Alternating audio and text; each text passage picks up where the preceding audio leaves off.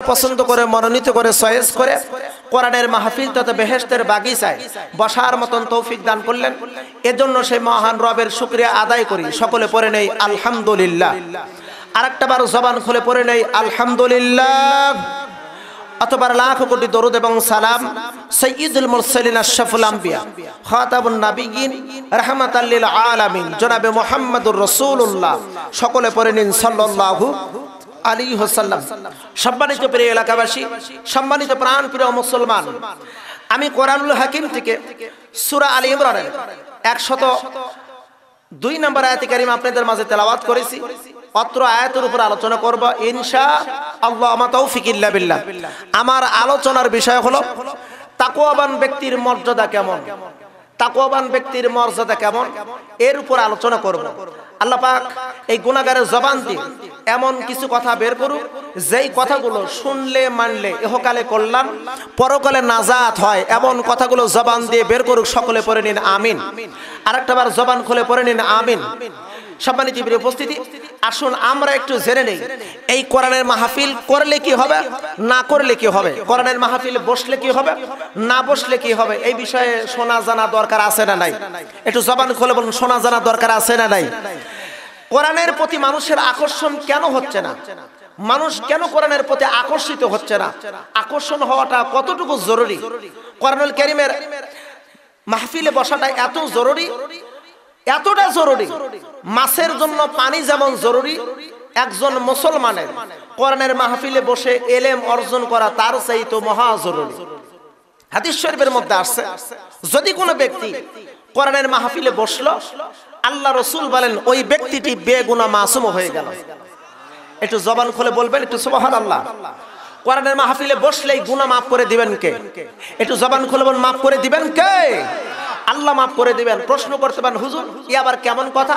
হাদিস শরীফের মধ্যে আসছে, আল্লাহ পাক যদি কোনো ব্যক্তিকে জান্নাতি বলে ঘোষণা করবেন, আখিরাতের ময়দানে যখন আল্লাহ বলবেন এই বান্দাটি জান্নাতি, হাদিস শরীফের মধ্যে আছে ওই ব্যক্তির যদি কোনো গুনাহ থাকে, আল্লাহ পাক ওই গুনাহ মাফ করে দিয়া ওরে বেগুনাহ মাসুম করে জান্নাতি বলে ঘোষণা করবে। জোরে কোন একটু সুবহানাল্লাহ।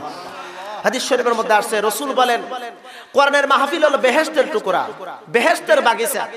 বেহেশতের মধ্যে যদি কোনো ব্যক্তি গুনাহ নিয়ে প্রবেশ করতে না পারে, তাহলে এই কোরআনের মাহফিল যদি বেহেশতের বাগিচা হয়, এর মধ্যেও কি কোনো ব্যক্তি গুনাহ নিয়ে ঢুকতে পারবে? প্রশ্ন হলো তাহলে বান্দার গুনাহগুলো গেল কোথায়? কোন জায়গায় গুনাহগুলো গেল?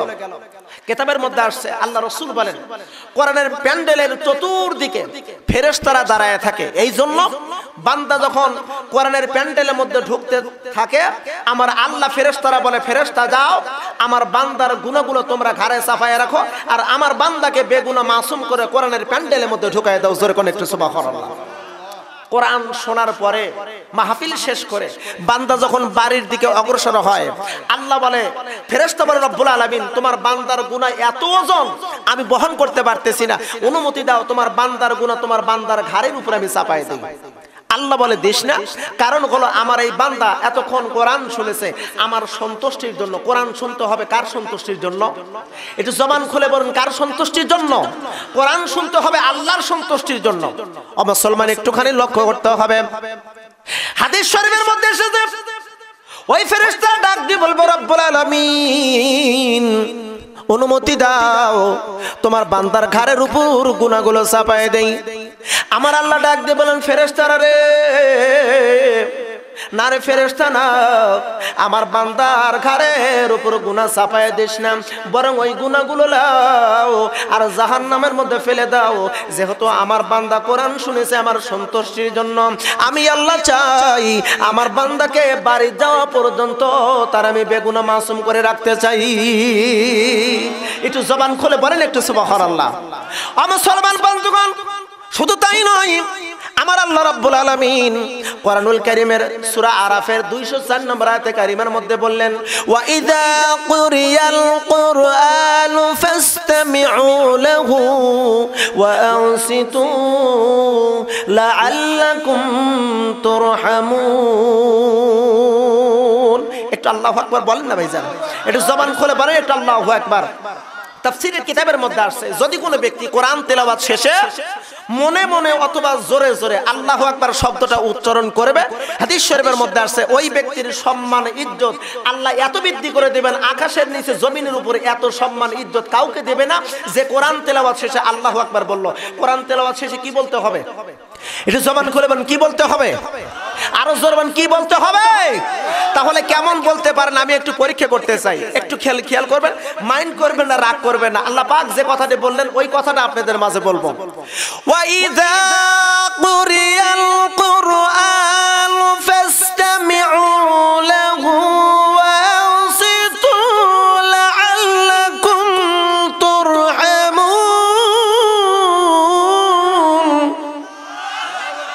আল্লাহ পাক বললেন ওয়া ইযা কুরিয়াল কুরআন, যেখানে কোরআনের আলোচনা হয়, ব্যাখ্যা বিশ্লেষণ আকারে কোরআনের আবৃত্তি করা হয়, মানুষ যেই ভাষায় কোরআন বোঝে ওই ভাষায় কোরআন যদি বর্ণনা করা হয়, আল্লাহ পাক বলতেছেন ও মুমিনেরা তোমাদের উচিত হলো ওই কোরআন শ্রবণ করা, মনোযোগ দিয়ে বসে বসে নীরবতা পালন করে কোরআন শ্রবণ করতে হবে। হুকুমটা কার? আরো জোরে হুকুমটা কার?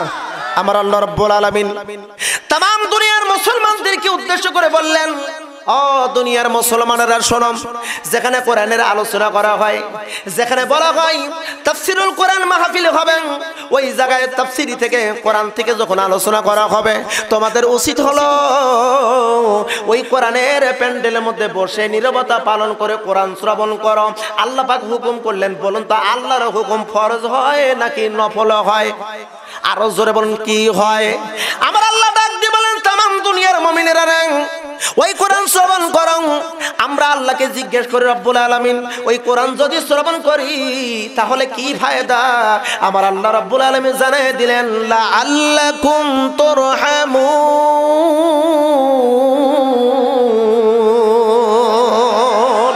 ফায়দা হলো বান্দা তুমি যখন কোরআন শ্রবণ করবে নীরবতা পালন করে, আমি আল্লাহ ওয়াদা দিতেছি তোমাদের উপরে আমার পক্ষ থেকে রহমত অবতীর্ণ হবে।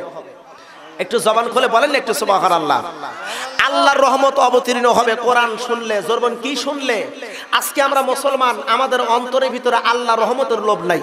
ও মুসলমান একটুখানি খেয়াল করে দেখেন, অথচ আমরা যেই নবীর উম্মত, যেই নবী আমাদের শাফায়াতের কান্ডারি, ওই রাহমাতাল লিল আলামিন, তার অন্তরের মধ্যে কেমন রহমতের লোভ ছিল। হাদিস শরীফের মধ্যে এসেছে, মুসলিম শরীফের হাদিস, হযরত আব্দুল্লাহ ইবনে আমর রাদিয়াল্লাহু তাআলা আনহু তিনি বর্ণনা করেন, আমরা কতিপয় সাহাবী ওই মসজিদুল নববীর বারান্দার জায়গা ছেড়ে দিয়া অনেকটা দূরে ধুলামাটির মধ্যে বসে আমরা কোরআনের আলোচনা করতেছিলাম, কোরআন থেকে আলোচনা করতেছিলাম আর শুনতেছিলাম। এমত অবস্থায় আল্লাহর হাবিব ওই মসজিদুল নববীর বারান্দায় এসে বসে পড়লো আর আমাদের আলোচনা নবীজি শুনতে লাগলো। একটু আল্লাহু আকবার বলেন না ভাইজান। আমরা আলোচনা করি, আল্লাহর হাবিব আমাদের আলোচনা বসে বসে শোনে। আমরা দীর্ঘক্ষণ আলোচনা করতেছিলাম। একটুখানি লক্ষ্য করে দেখেন, আল্লাহর হাবিব নিজেই বলেছে বুইস্তু মুআল্লিমান, আমি প্রেরিত হয়েছি জাতির শিক্ষক হিসেবে। রাসূল বলেছেন আমি গোলাম শিক্ষক। নবীজি যদি শিক্ষক হয় তাহলে সাহাবীরা কি বলুন তো? আরো যেমন সাহাবীরা কি? সাহাবীরা হলো ছাত্র। শুধু সাহাবীরা নয়, तमाम দুনিয়ার যত মানুষ, সব মানুষ হলো নবীর ছাত্র। নবী হলেন শিক্ষক আর সাহাবীরা হলো ছাত্র। সাহাবীরা কোরআন থেকে আলোচনা করতেছিল আর শুনতেছিল, আর নবীজি ওই মসজিদুন নববীর বারান্দায় বসে বসে সাহাবীদের কোরআনের আলোচনা শুনতেছিল। আব্দুল ইবনে আমর বলেন, আমরা দীর্ঘক্ষণ আলোচনা করতেছিলাম আর শুনতেছিলাম, আমাদের খুবই ভালো লাগতেছিল, কোরআন শুনতেছিলাম, মন চায় আরো লম্বা করে কোরআনের আলোচনা করি আর শুনি। কারণ মুমিন যখন কোরআন পড়বে, মুমিনের অন্তরের মধ্যে আকাঙ্ক্ষা আসবে আর বেশি বেশি করে কোরআনের আলোচনা শুনি আর করি। কথা বলেন ঠিক কিনা ভাইজান? মুমিন যত কোরআন শুনবে ঈমান বৃদ্ধি হবে, ঈমান যত বাড়বে কোরআনের প্রতি আকর্ষণ বাড়বে নাকি কমবে?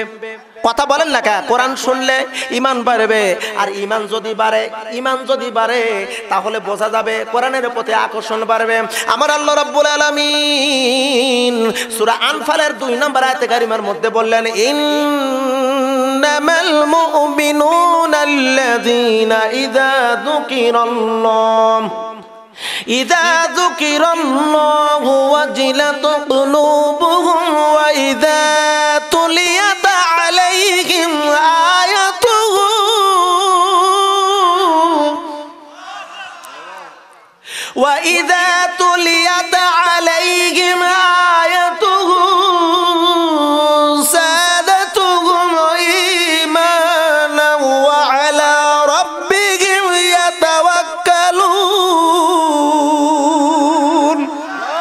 আল্লাহ পাক বলছেন ইন্নামাল মুমিনুন ওয়ারাই তো হলো মুমিন ইজা যুকিরাল্লাহ, যেখানে আল্লাহর জিকির হয়।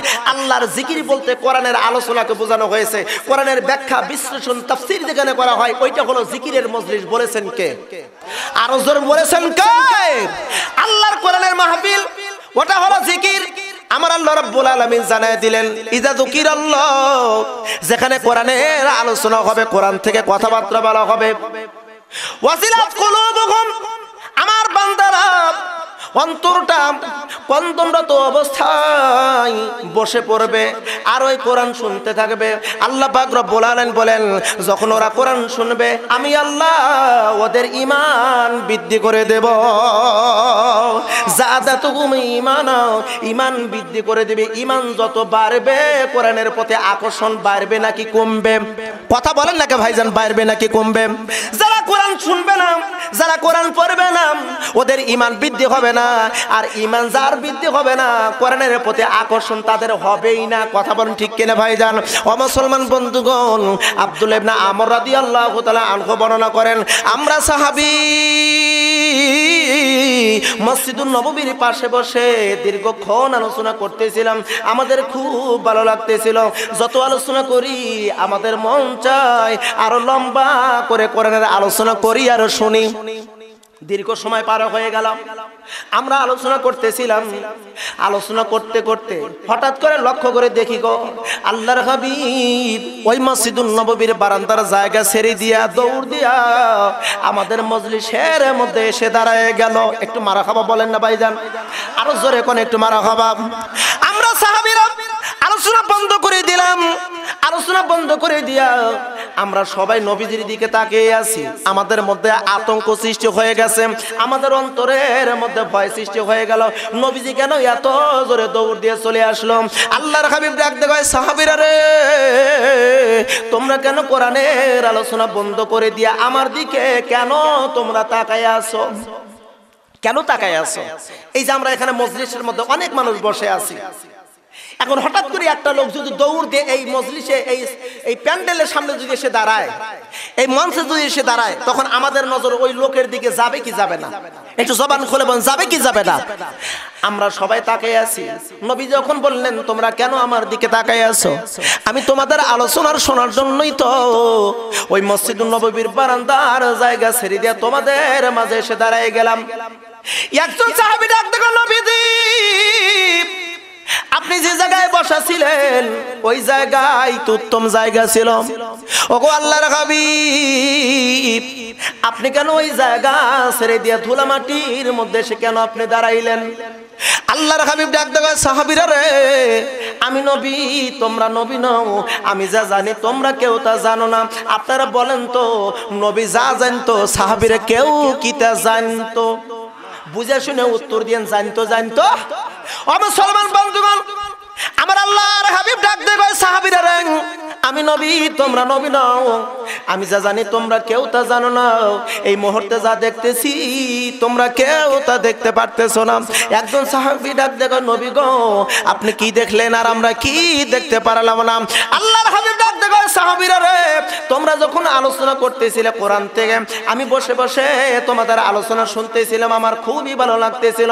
দীর্ঘক্ষণ সময় পার হয়ে গেল। ও সাহাবীরা, আমি আলোচনা শুনতে শুনতে আমার নজর গেল আকাশের দিকে। আমি আকাশের দিকে তাকিয়ে দেখি গো আমার আল্লাহ তোমাদের উপর খুশি হয়ে তোমাদের উপরে রহমতের বৃষ্টি অবতীর্ণ করতেছিল। জোরে বলেন একটু আল্লাহু আকবার। আমি নবী হবার সত্ত্বেও ওই মসজিদুন নববীর বারান্দায় বসে আছি, আমার উপরে একটা রহমত অবতীর্ণ হয় নাই। এই জন্য রহমত পাবার লোভে গো আমি দৌড় দিয়া তোমাদের মজলিসের মধ্যে এসে দাঁড়িয়ে গেছি। জোরে করে একটু মারহাবা, আরো জবান খুলে জোরে সরে বলেন না একটু মারহাবা। তাহলে দেখেন ভাই, নবীর মধ্যে যদি রহমতের লোভ থাকে, আমরা সেই নবীর উম্মত হিসেবে আমার আপনার অন্তরের মধ্যে আল্লাহর রহমতের লোভ থাকা দরকার আছে না নাই? আরো জন রহমত থাকা দরকার আছে না নাই? রহমতের লোভ আমার আপনার অন্তরের মধ্যে থাকতে হবে ভাই। কিন্তু বড় দুঃখের বিষয়, আমরা মুসলমান, আমাদের মধ্যে রহমতের লোভ নাই। আমাদের মধ্যে লোভ হলো দুনিয়া, আমাদের লোভ হলো দুনিয়া। কিন্তু খেয়াল কি করেছেন দুনিয়াটা কত বড় মারাত্মক।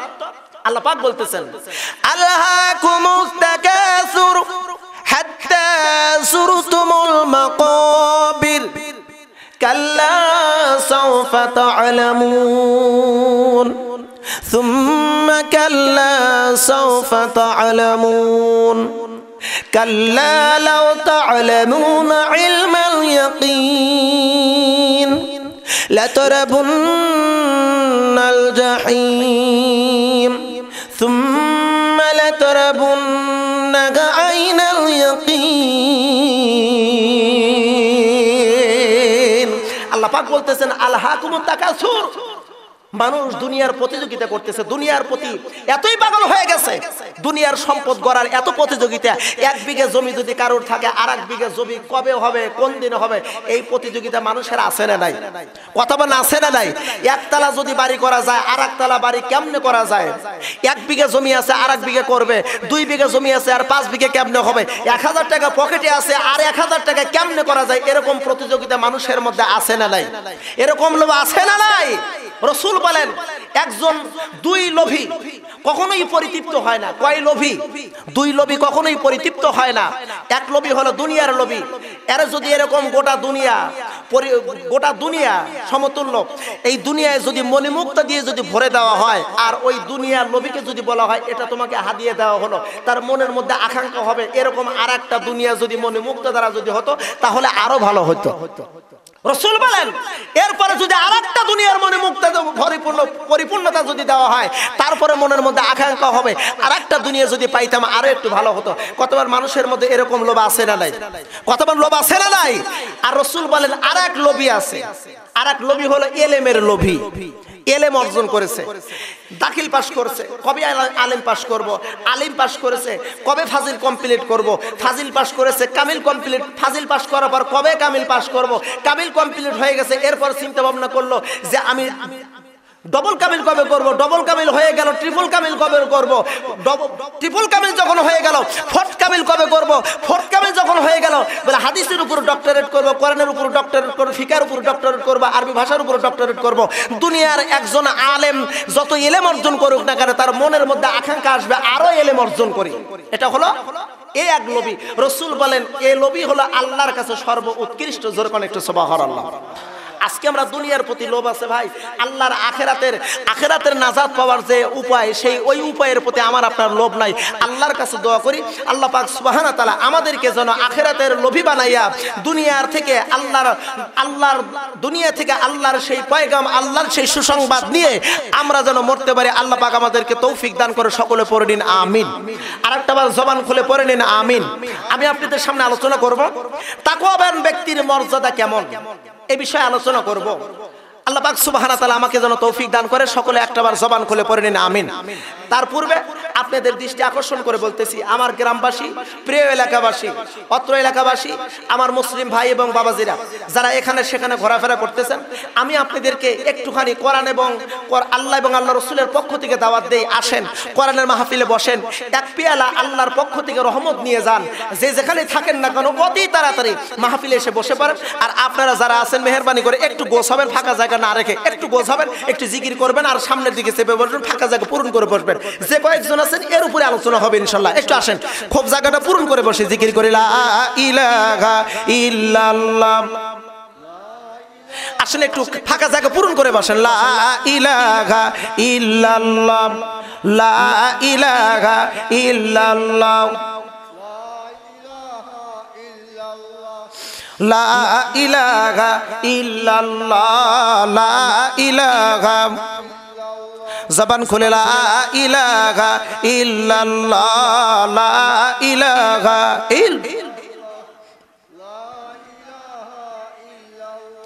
লা ইলাহা ইল্লাল্লাহ মুহাম্মাদুর রাসূলুল্লাহ। সকলে পড়ে নিন সাল্লাল্লাহু আলাইহি ওয়াসাল্লাম। মুআজ্জাজ মুহতারাম, সম্মানিত প্রাণপ্রিয় আমার অত্র এলাকাবাসী, আমার গ্রামবাসী, আমি আলোচনা করব তাকওয়াবান ব্যক্তির মর্যাদা কেমন হবে। খুব ভালো করে খেয়াল করবেন। আমি গোটা বাংলার দেশের আল্লাহ পাক আপনাদের নেক দোয়া, গোটা বাংলায় আল্লাহ আমাকে সফর করান, বহির্বিশ্বে আমি সফর করি, আল্লাহ আমাকে সফর করান। আমি যেখানেই আলোচনা করি আমার আলোচনার পূর্বে আমি সাবজেক্টের নাম আগে উল্লেখ করি, বিষয়ের নাম আগে উল্লেখ করি, আমি বিষয় ভিত্তিক আলোচনা করি, এলোপাতারি আলোচনা নয়। আজকেও আমি আপনাদের মাঝে আলোচনা করব তাকওয়াবান ব্যক্তির মর্যাদা কেমন, এর উপরে আলোচনা করব। আল্লাহ পাক কবুল আর মঞ্জুর করুন, সকলে পড়ে নিন আমিন। সকলে আমার সঙ্গে একটু জবান খুলে তেলাওয়াত করবেন।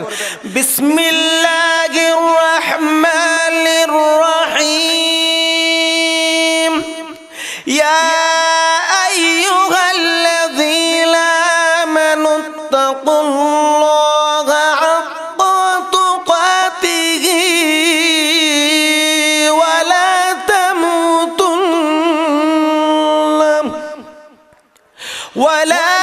তামুতুন্না ইল্লা ওয়া আনতুম মুসলিমুন।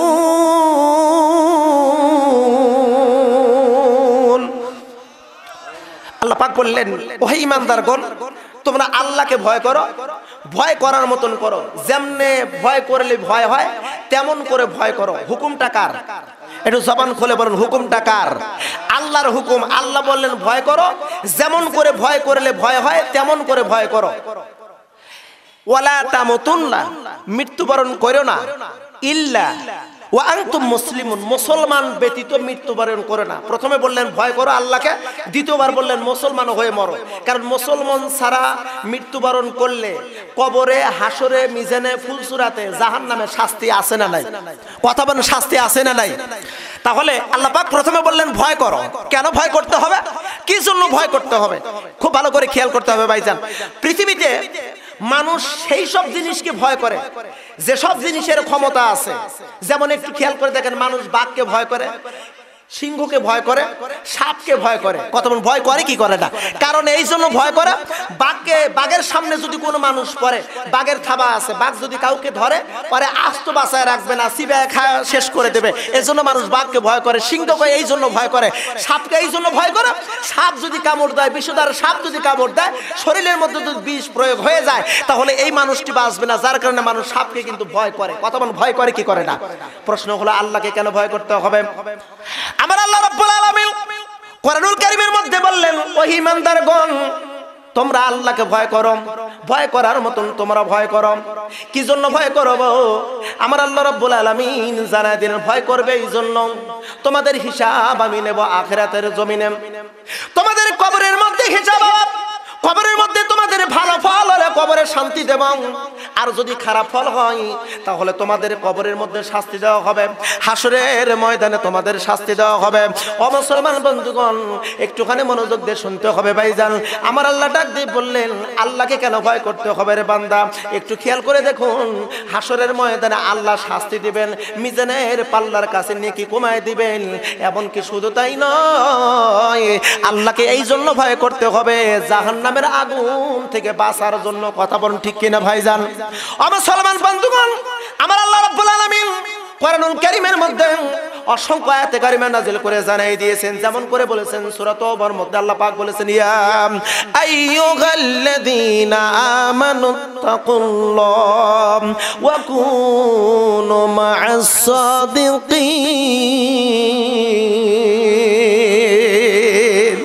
আল্লাহ পাক বলেছেন, ওহে ঈমানদারগণ, তোমরা আল্লাহকে ভয় করো আর সত্যবাদী লোকের সাথে তোমরা চলাফেরা করো। আল্লাহকে ভয় করো আর সত্যবাদী লোকের সাথে তোমরা চলাফেরা করো। কারণ সত্যবাদী লোকের সাথে চলাফেরা করলেও তোমার অন্তরের মধ্যে তাকওয়া তৈরি হয়ে যাবে। ও মুসলমান বন্ধুগণ, একটুখানি মনোযোগ দিয়ে শুনতে হবে ভাইজান। আমার আল্লাহ রাব্বুল আলামিন জানায় দিলেন, তোমরা আল্লাহকে ভয় করো। আল্লাহকে কেমনে ভয় করা যাবে ভাইজান? আল্লাহর ভয় বান্দার অন্তরের মধ্যে কখন আসবে? আল্লাহ পাক রব্বুল আলামিন কোরআনুল কারীমের সূরা বাকারার 21 নম্বর আয়াতে কারিমার মধ্যে বললেন, ইয়া আইয়ুহান নাসু উবুদু রাব্বাকুমুল্লাযী খালাকাকুম ওয়াল্লাযীনা মিন ক্বাবলিকুম লাআল্লাকুম তাত্তাকুন।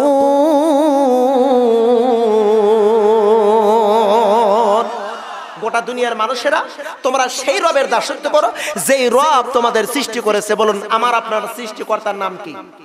আরো জোরে বলুন, আমার আপনার স্রষ্টার নাম কি? আল্লাহ বলেন, तमाम দুনিয়ার মানুষেরা, তোমরা সেই রবকে ভয় করো, সেই রবের দাসত্ব করো, গোলাম গোলামতি করো, সেই রবের ইবাদত বন্দেগী করো যেই রব তোমাদের সৃষ্টি করেছে।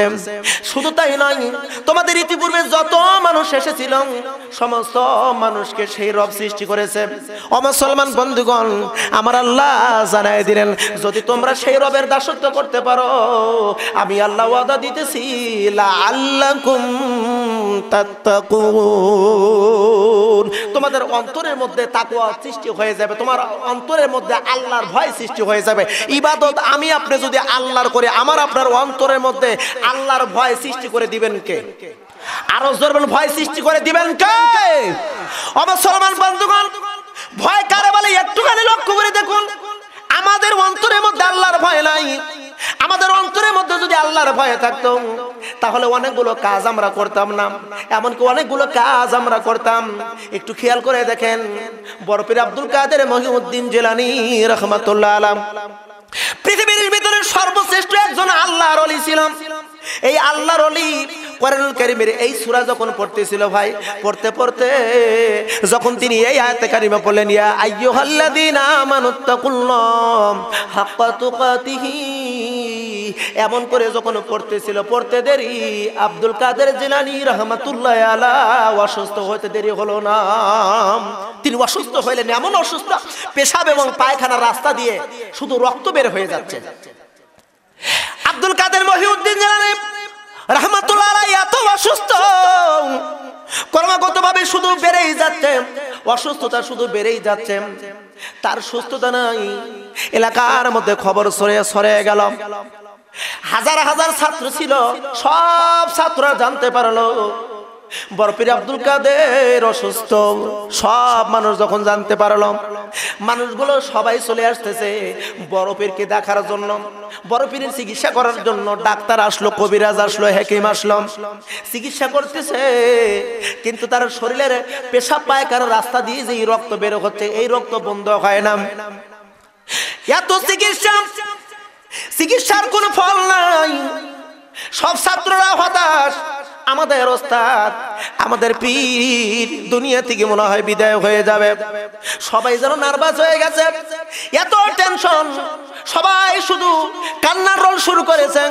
কিতাবের মধ্যে এসেছে ভাই, বড় পীর আব্দুল কাদের মহিউদ্দিন জিলানী রাহমাতুল্লাহ আলাইহি তার ছাত্রদের ডাক দিয়ে বলল, আমার ছাত্ররা, তোমরা চাও আমি সুস্থ হই, তোমরা যেই চিকিৎসা দিতেছো আমার সুস্থতার জন্য, কিন্তু না না, তোমরা যদি এমন করে আমার সুস্থতা করার জন্য চিকিৎসা করো, আমার শরীরের রক্ত বন্ধ যদি করতে চাও তোমরা করতে পারবে না। ছাত্ররা বলল, হুজুর কেন? তোমরা তো জানো না আমার শরীরের রক্ত কেন বের হয়, কি জন্য বের হয়। ছাত্ররা ডাক দিল, হুজুর কেন রক্ত বের হয়? এবার আল্লাহর ওলি ডাক দেয়, ও আমার ছাত্ররা, আমার রক্ত বের হইতেছে, আমি কোরআনুল কারীমের আয়াত তেলাওয়াত করতেছিলাম। আল্লাহকে ভয় করো, যেমন করে আল্লাহকে ভয় করলে ভয়, এমন করে ভয় করো। এবার ছাত্ররা, আমি আমার আল্লাহকে এত ভয় করেছি, ভয় করার কারণে রে আমার কলিজা ফেটে গেছে। ওই কলিজা ফাটার কারণে রক্ত বের হয় পেশাব পায়খানার রাস্তা দিয়া। তোমরা কেউ চেষ্টা করে আমার রক্ত বন্ধ করতে পারবে না। জোরে করলে একটু আল্লাহু আকবার। আবার মুসলমান ভয় কারে বলা হয়? আমার আপনার অন্তরের মধ্যে আল্লাহর ভয় নাই। আল্লাহর ভয়ে যদি থাকতো, বলুন তো, বিবেককে জিজ্ঞেস করেন, এক ভাই আর এক ভাইয়ের মাথার উপর কি সামান্য স্বার্থের জন্য কেউ বাড়ি দিতে পারতাম? কথা বলেন না কেন? আল্লাহর ভয় যদি অন্তরের মধ্যে থাকতো, এক ভাই আর এক ভাইয়ের মাথার উপর বাড়ি দিতে পারতাম না। আল্লাহর ভয় যদি অন্তরের মধ্যে থাকতো, তাহলে একজন আর একজনের গীবত সমালোচনা করতে পারতাম না। আল্লাহর ভয় যদি অন্তরের মধ্যে থাকতো, অন্যের মাল নিজের মনে করে আত্মসাৎ কোনোদিন কেউ কোনোদিন করতে পারতো না। কথা বলেন ঠিক কিনা ভাইজান? ও মুসলমান বন্ধুগণ, আল্লাহর ভয় যদি কোনো মানুষের অন্তরের মধ্যে থাকতো, তাহলে ওই ব্যক্তিটি কখনোই কোনো মতে কোনো সময় পরনিন্দায় ব্যস্ত থাকতো না। সব সময় আল্লাহর ভয়ে তার হৃদয়টা কাঁদতো। কথা বলেন ঠিক কিনা ভাইজান? ও মুসলমান বন্ধুগণ, আল্লাহর ভয় কার বলে একটুখানি খেয়াল করে দেখেন আমার আল্লাহ বলে বান্দারে ভয় করলে ভয় করতে হবে আল্লাহকে সেইভাবে। একটু মনোযোগ দিয়ে শুনবেন, হাদিস শরীফের মধ্যে এসেছে হযরত আবু বকর সিদ্দিক রাদিয়াল্লাহু তাআলা আনহু তিনি তখন খলিফাতুল মুসলিমিন, তিনি হলেন মুসলমানদের খলিফা। এই মুসলমানদের খলিফা তার অন্তরের মধ্যে কতটুকু আল্লাহর ভয় হয়েছিল, তার অন্তরের মধ্যে কতটুকু আল্লাহর ভয় স্থান পেয়েছিল হাদিস শরীফের মধ্যে এসেছে।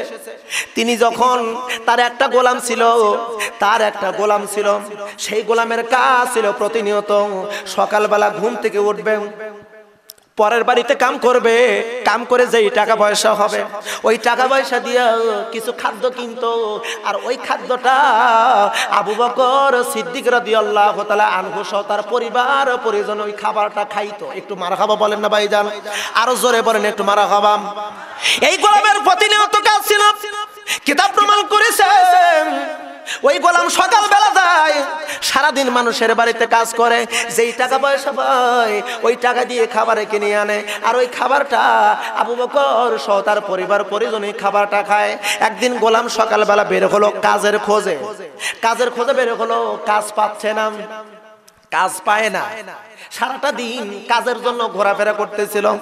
সন্ধ্যা ঘনিয়ে আসে, এবার ওই গোলাম জানে আমি যেই খাবার নিয়ে যাব ওই খাবার পরিবার পরিজন খাইবে। অতিরিক্ত খাবার আবু বকরের বাড়িতে ছিল না, ওই গোলাম টেনশনে পড়ে গেল,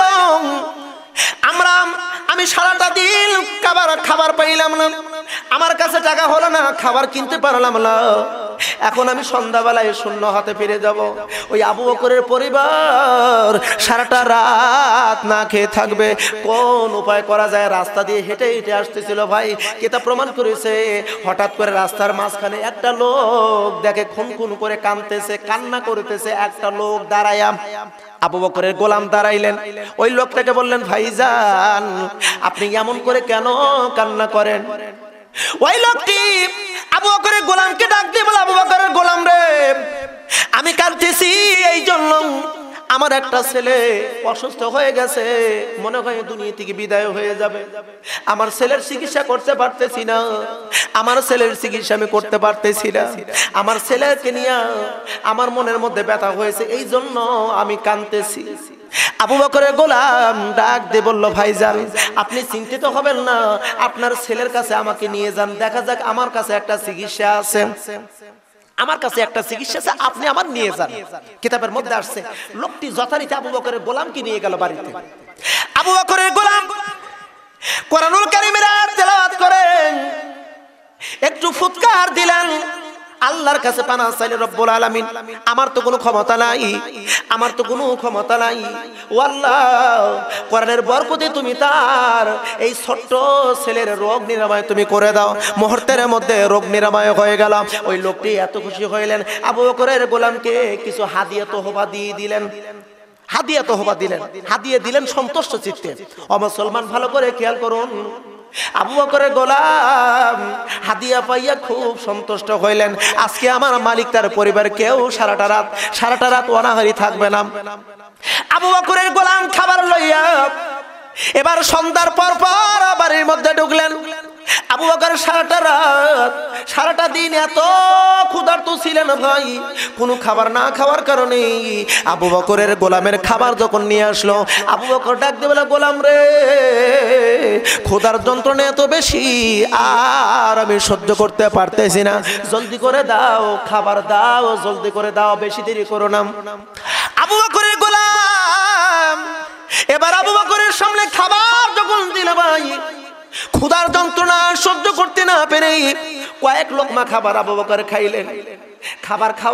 কয়েক লোকমা খাবার খাওয়ার পর আবু বকরের জেহেনের মধ্যে ঢুকলো, মস্তিষ্কের মধ্যে জ্ঞান আসলো, খাবার কেন কোন উপায়ে আমার গোলাম অর্জন করলে এটা তো শোনা জানা দরকার। একটু মারহাবা কি বলবেন না ভাই? আরো জোরে বলেন একটু মারহাবা। আবু বকরের গোলাম প্রতিদিন যখন খাবার এনে দিত, ওই খাবার কেন কি জন্য এনেছে, কোন উপায়ে এনেছে, কোন টাকার মাধ্যম দিয়ে, কোন ভাবে অর্জিত এই খাদ্য, ওইটা আগে জিজ্ঞেস করতো, তারপরে আবু বকর খাবার খাইতেন। কিন্তু ওই দিন খাবার খাওয়ার পূর্বে জিজ্ঞাসা করেন নাই গোলাম রে তুমি কোন উপায়ে খাদ্য আমার জন্য এনেছো, এইটা না জিজ্ঞেস করে কয়েক লোকমা খাবার খাবার পর আবু বকর ডাক দিয়ে কয় গোলাম তুমি কোন উপায়ে খাবার এনেছো, কোন উপায়ে তুমি কি কর্ম করেছো আমার একটু বলো।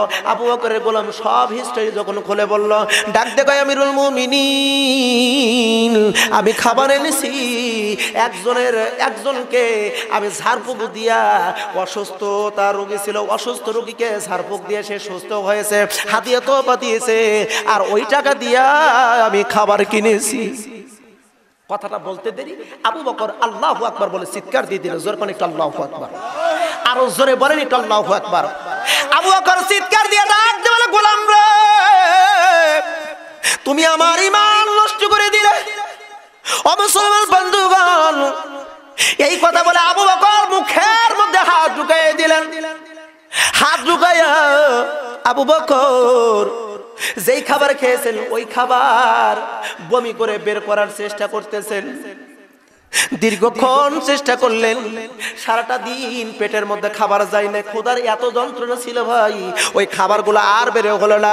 আবু বকর কাঁদতেছিল, রব্বুল আলামিন আমি যতটুকু জানি তোমার নবী বলেছে ঝাড়ফুঁক দেওয়ার টাকা, ঝাড়ফুঁক দিও, আর ওর পক্ষ থেকে যদি কোনো হাদিয়া আসেন একজন তাকওয়াবান ব্যক্তির ব্যাপারে ওই হাদিয়া খাওয়া তার জন্য জায়েজ নাই, তার জন্য জায়েজ নাই।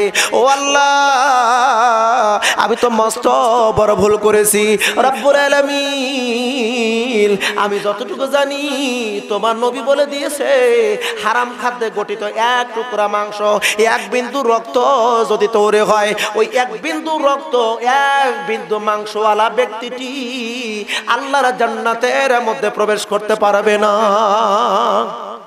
নাউজুবিল্লাহ বলবেন না ভাই, আরো জোরে বলবেন একটু নাউজুবিল্লাহ। হারাম খাদ্যে গঠিত এক টুকরা মাংস এক বিন্দু রক্ত যদি গঠিত হয়, ওই এক বিন্দু রক্ত মাংস গঠিতওয়ালা দেহটি আল্লাহর জান্নাতে প্রবেশ করতে পারবে না। এখন চিন্তা ভাবনা করে দেখুন আমরা কত মন কেমন টন কেটন আমরা হারাম খাদ্য খাইয়ে এই দেহ গঠন করেছি। কথা বলেন আমার আপনার শরীরের মধ্যে হারাম খাদ্য আছে না নাই? কথা বলেন আছে না নাই? চিন্তা ভাবনা করে দেখেন, বিবেককে জিজ্ঞেস করেন আমরা কত খাদ্য খেয়েছি হারাম খাদ্য। আমার মুসলমান বন্ধুগণ খুব ভালো করে খেয়াল করতে হবে ভাইজান। আমি বলতেছিলাম তাকওয়াবান ব্যক্তির মর্যাদা কেমন। কিতাবের মধ্যে এসেছে আবু বকর এমন করে যখন কাঁদতেছিলেন, বমি করার চেষ্টা করেন কিন্তু বমি হয় না, খাবার বের হয় না, দীর্ঘক্ষণ কাঁদতেছিল। ও মুসলমান বন্ধুগণ, এমন তাকওয়া যদি আমার আপনার অন্তরের মধ্যে তৈরি হয়, এই তাকওয়াবান ব্যক্তির ব্যাপারে আমার আল্লাহ রাব্বুল আলামিন কোরআনুল কারীমের মধ্যে অন্য একটা আয়াতের মধ্যে বলেছেন ইন্না আকরামাকুম ইনদাল্লাহি আতকাকুম। আল্লাহু আকবার বলবেন না? একটু জবান খুলে বলেন একটা আল্লাহু আকবার। আল্লাহ বলতেছেন ইন্না আকরামাকুম ইনদাল্লাহি আতকাকুম। ওই ব্যক্তির মর্যাদা আল্লাহর কাছে সবচাইতে বেশি যার মধ্যে তাকওয়া বেশি। যার মধ্যে কি বেশি? কথা বলেন না, যার মধ্যে কি বেশি? যার মধ্যে তাকওয়া বেশি ওই ব্যক্তিটির মর্যাদা আমার আল্লাহর কাছে বেশি। জবান খুলে বলেন কার কাছে বেশি? আল্লাহর কাছে বেশি। কেমনে বেশি? কিভাবে বেশি? মুসলমান ভালো করে খেয়াল করে দেখুন, দারবি শরীফের মধ্যে এসেছে আল্লাহর হাবিব যখন মেরাজে গেল, মেরাজে যাওয়ার পর হযরত জিবরাইল আছে সাথে, সিদরাতুল মুনতাহায় যখন গেলেন, সিদরাতুল মুনতাহার একদম শেষ বর্ডার, শেষ সীমানা পর্যন্ত জিবরাইল বিশ্বনবী থেকে নিয়ে গেলেন। নিয়ে যাওয়ার পর থমকে দাঁড়াইলেন। আল্লাহর হাবিব ডাক দেয়, ও জিবরাইল তুমি কেন এখানে দাঁড়াইলা? জিবরাইল ডাক দেয়, নবী গো এই সিদরাতুল মুনতাহার পরে ওটা হলো নূরের সাগর, ওই নূরের সাগরের মধ্যে আমি জিবরাইল আমি অতিক্রম করতে পারবো না।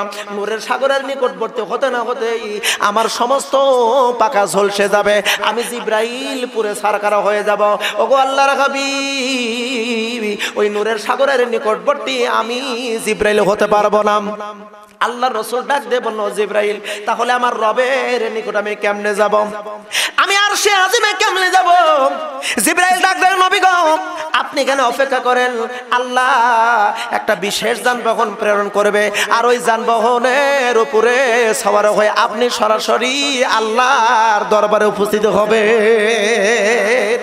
আপনি ওই জায়গায় উপস্থিত হবেন, আপনি এখানে দাঁড়ায় থাকেন। এই বলে জিবরাইল চলে গেল তার গন্তব্যস্থলে। কিতাব প্রমাণ করেছে আল্লাহর হাবিব একা একা ওই সিদরাতুল মুনতাহায়, এবার অন্তরের মধ্যে একটু ভয় ভয় লাগতেছিল, নবীজির অন্তরের মধ্যে ভয় ভয় লাগতেছিল। হঠাৎ করে আমার নবীজির কানে একটা আওয়াজ আসলো। মানুষ হাঁটলে চললে কিন্তু এক ধরনের আওয়াজ হয় কি হয় না? কথা বলেন, হয় কি হয় না? নবীজির কানে একটা আওয়াজ আসলো, মানুষ মনকায় হাঁটতেছে, একটা লোকের পরিচিত হাঁটার শব্দ, চলার শব্দ আল্লাহর নবীজির কানে আসতে লাগলো। জোরে কোন একটু মারহাবা।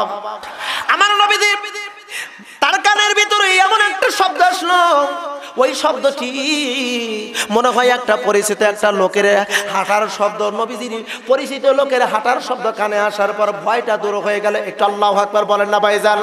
ও মুসলমান বন্ধুগণ, আপনি যদি একটা লোকের সঙ্গে দীর্ঘদিন চলাফেরা করেন, তার হাঁটার শব্দ কেমন হয় আপনি কিন্তু বুঝতে পারবেন, জানতে পারবেন। কথা বলেন, জানা যায় কি যায় না? কথা বলেন, জানা যায় কি যায় না? আল্লাহর হাবিব টেনশন মুক্ত হলেন। ভয় মুক্ত হওয়ার পরে আল্লাহর হাবিব চিন্তিত হতে লাগলেন, আমি যেই লোকের হাঁটার শব্দ আমার কানে আসে, ওই লোকটি তো আমার পাশে নাই, ওই লোকটাকে তো আমি রেখে এসেছি মক্কায়, ওই লোকটার হাঁটার শব্দ পেলাম, ব্যাপার কি, কারণ কি? এবার আল্লাহর হাবিব এবার মুহূর্তের মধ্যে জিবরাইলকে জোরে জোরে ডাক দিয়ে বলতেছে, ও জিবরাইল বলো তো, জিবরাইল বলো, এই সিদরাতুল মুনতাহায় আমি ছাড়া কেউ কি আর আছে নাকি? জিবরাইল বলতেছি, ইয়া রাসূলুল্লাহ, আপনি ছাড়া এই সিদরাতুল মুনতাহায় আর একজন মানুষ নাই, শুধু আপনি আর আমি, এছাড়া আর কেউ নাই। জোরে কোন একটু সুবহানাল্লাহ। আল্লাহর হাবিব ডাক দিয়ে কয়, জিবরাইল আমার কানে একটা শব্দ আসলো, আমার একটা পরিচিত একজন ব্যক্তি চললে যেমন করে হাঁটে, হাঁটার শব্দ আমার কানে আসলো। ও জিবরাইল বলো তো, বলো কে এমন করে হাঁটতেছে, কে এমন করে হাঁটতেছে? জিবরাইল বলে, নবীজি এই খবর আমি বলতে পারবো না, এই খবর আমার আল্লাহর কাছে, এই খবর আমার আল্লাহর কাছে। আল্লাহর হাবিব ডাক দিয়ে কয়, ও জিবরাইল আমার মন বলতেছে ওই হাঁটার শব্দের কারণে আমার জলিল কদর সাহাবী হযরত বেলাল হাবশীর হাঁটার শব্দ। জোরে বলেন একটু সুবহানাল্লাহ। জিবরাইল আমি মনে করতেছি এটা মনে হয় বেলাল হাঁটতেছে, এরকম হাঁটার শব্দ আমার কানে আসতেছে। আল্লাহ পাক রব্বুল আলামিন মুহূর্তের মধ্যে বিশ্বনবীজিকে ইলহাম জানায় দিলেন, নবী গো, আপনি যেটা জেনেছেন, যেটা বলতেছেন আসলে সত্য ঘটনা। হযরত বেলাল রাদিয়াল্লাহু তাআলা আনহু হাঁটতেছে, তার হাঁটার শব্দ আপনার কানে আসতেছে। হযরত জিবরাইলকে ডাক দিয়ে কয়, জিবরাইল আমার আল্লাহ এমন কথা জানায় দিল, বেলালের হাঁটার শব্দ। ও জিবরাইল আমি বেলালকে তো মক্কায় রেখে এসেছি। ও মুসলমান বন্ধুগণ, জিবরাইল ডাক দে বলো, ইয়া রাসূলুল্লাহ, বেলালের মর্যাদা আমার আল্লাহর কাছে এত বেশি, বেলালের মর্যাদা আল্লাহর কাছে এত বেশি, কারণ ওই বেলালের মধ্যে আছে সবচাইতে তাকওয়া বেশি। জোরবন কি বেশি? আরো জোরবন কি বেশি? আমার আল্লাহ রাব্বুল আলামিন জানায় দিলেন, ইন্না আকরামাকুম ইনদাল্লাহি আতকাকুম। জোরে কোন একটা আল্লাহু আকবার। যার মধ্যে তাকওয়া বেশি তার মর্যাদা আল্লাহর কাছে বেশি। জোরে কোন একটা সুবহানাল্লাহ। আমার মুসলমান বন্ধুগণ, আজকে আমার আপনার মধ্যে তাকওয়া তৈরি করা দরকার আছে না নাই? কথা বলেন, তাকওয়া তৈরি করা দরকার আছে না নাই? কিতাব প্রমাণ করেছে ভাই, খুব ভালো করে খেয়াল করবেন। হযরত আমিরুল মুমিনিন হযরত ওমর হলেন খলিফাতুল মুসলিমিন, তিনি হলেন 42.5 লক্ষ বর্গ মাইলের প্রেসিডেন্ট হযরত ওমর। এই হযরত ওমর মদিনায় এমন করে শাসন করেছিল ভাই, এত সুন্দর একজন নেতা, এমন নেতা আরব জাহানের মধ্যে আর একটাও তেমন ছিল না সেই সময়ে। শুধু আরব জাহান নয়, গোটা পৃথিবীর মধ্যে আর একটাও ছিল না। এত সুন্দর একটা নেতা ছিল, যার সম্পর্কে ইন্দিরা গান্ধী, ভারতের ইন্দিরা গান্ধী বলেছিল যে এই জামানায় ওমরের মতন একটা শাসক যদি আসতো পৃথিবীতে, তাহলে পৃথিবীর মধ্যে আর দাঙ্গামা হাঙ্গামা চলতো না, রক্তক্ষয়ী সংঘর্ষ বাঁচতো না, দলাদলি ফালাফালি বাঁচতো না। ওমরের মতন একটা শাসক এই জামানার জন্য প্রয়োজন। একটা ইন্দিরা গান্ধী একজন হিন্দু মহিলা বলেছিল, ওমরের শাসনটা ছিল এত ভালো, তার মধ্যে তাকওয়া ছিল অনেক বেশি, এত তাকওয়া, যে ব্যক্তি আল্লাহকে ভয় করে ওই ব্যক্তির অন্তরের মধ্যে আর পৃথিবীর কারোর ভয় থাকতে পারে আরজন পারে। হাদিস শরীফের মধ্যে আসছে, রোম সম্রাট একটা কাফেলা তৈরি করে দিল মদিনায়। মদিনায় যাও, হযরত ওমরের সঙ্গে সাক্ষাৎ করো। ওমর হলেন 42.5 লক্ষ, মানে অর্ধ জাহানের তিনি হলেন প্রেসিডেন্ট, অর্ধ জাহানের প্রেসিডেন্ট হযরত ওমর। এই ওমরকে দেখার জন্য ভাই ওই রোম থেকে একটা কাফেলা আসলো, মদিনায় এসে প্রবেশ করলাম। এমনকি এই কাফেলা মদিনায় আসবে এই পয়গামটি হযরত ওমরকে আগে জানানো হয়েছিল, অনেকদিন আগে জানানো হয়েছিল। ওই কাফেলার লোকেরা এবার মদিনায় এসে প্রবেশ করলো। মদিনায় এসে প্রবেশ করে হযরত ওমরকে খোঁজে, কিন্তু ওমরকে খুঁজে তারা পায় না। ওমরকে খুঁজে পায় না। এবার এক জাকি জিজ্ঞেস করে, ভাই আপনি কি বলতে পারেন ও হযরত ওমর কোথায় গেছে, আপনাদের প্রেসিডেন্ট কোথায় গেছে, প্রধানমন্ত্রী কোথায় গেছে? একটা লোক বলতে পারে না হযরত ওমর কোথায় আছে, কোথায় গেছে কেউ বলতে পারে না। এই মদিনার মুসলমানদের কথা শুনে ওই রোমের কাফেলার লোকেরা চিন্তিত হতে লাগলো, অর্ধজাহানের প্রেসিডেন্ট কোথায় গেছে, কোন জায়গায় আছে। এই সাধারণ মানুষ কেউ খবর জানে না, কেউ খবর রাখে না। অথচ আমাদের দেশের প্রধানমন্ত্রী কোন জায়গায় যদি যাওয়ার মন স্থির করে 1 মাস আগে সেই জায়গার তদন্ত আগে হয়। সে যখন যায় তার সঙ্গে সৈন্যর বহর যায়, অথচ একটা প্রধানমন্ত্রী কোথায় গেল, কোন জায়গায় গেল এর খবর জানে না। এত আশ্চর্য করে একটা নেতা, আশ্চর্য করে একটা প্রধানমন্ত্রী। একটু আল্লাহু আকবার বলবেন না ভাইজান? আরো জোরে বলবেন না একটু আল্লাহু আকবার? ও মুসলমান বন্ধুগণ, হযরত ওমরকে নিয়ে এবার তারা খোঁজাখুঁজি করতে যায়, আরে জিজ্ঞেস করে কেউ বলতে পারে না। 1 জন 2 জন 3 জন করতে করতে অনেকগুলো লোক অতিবাহিত হয়ে গেল, কিন্তু কাউকে খুঁজে পাওয়া যায় না। কারোর কাছ থেকে হযরত ওমরের তথ্য পাওয়া যায় না। এবার ওই রোমের লোকেরা হযরত ওমরকে পাওয়ার জন্য ব্যাকুল হয়ে গেল। এক পর্যায়ে মদিনার শহর ছেড়ে এবার যখন পল্লীর দিকে অগ্রসর হচ্ছিল, পল্লীর দিকে অগ্রসর হতে না হতে দেখে একটা গাছের নিচে একটা লোক শুয়ে আছে, টানটানো হয়ে শুয়ে আছে, আর নির্বিঘ্নে মনের শান্তিতে ঘুম পাড়তেছে। গাছের নিচে লোক শুয়ে আছে, টানটানো হয়ে, মাথার নিচে বালিশ নাই, হাতটা ভাঁজ করে দিয়ে মাথার নিচে দিয়া এত সুন্দর করে ঘুম পাড়তেছে। মনে হয় এই লোকের কোনো চিন্তা টেনশন নাই। একটু সুবহানাল্লাহ কি বলবেন ভাই? যার চিন্তা টেনশন নাই তার কিন্তু ঘুম বেশি হয়। কথা বলেন না কে ভাইজান? দাঁড়াইলে বসলেই যদি ইচ্ছা করে আমি একটু ঘুমাবো, ও দেখবেন বসে আছে, একটু পরে দেখবেন নাকের সুন্দর সুন্দর একটু ডাক পাওয়া যায়। টেনশন মুক্ত এই লোকটি ঘুমাইতেছে। রোমের লোকেদের চিন্তা ফিকির হলো এই লোকটাকে জাগ্রত করি, আর এনার কাছে দেখি তো শুনি হযরত ওমরের খোঁজ ইনি দিতে পারে কিনা। যথারীতি ওই রোমের লোকজন এই গাছের নিচে শোয়া লোকটিকে জাগ্রত করলো। জাগ্রত করে বলতে, ভাইজান আপনি কি বলতে পারবেন নাকি হযরত ওমর কোথায় আছে? হযরত ওমর কোথায় গেছে, কোন জায়গায় গেলে তার তথ্য পাবো? ওই লোকটি ডাক দিয়ে বলে, আগন্তুক তোমরা বলো ওমরকে কেন খোঁজো?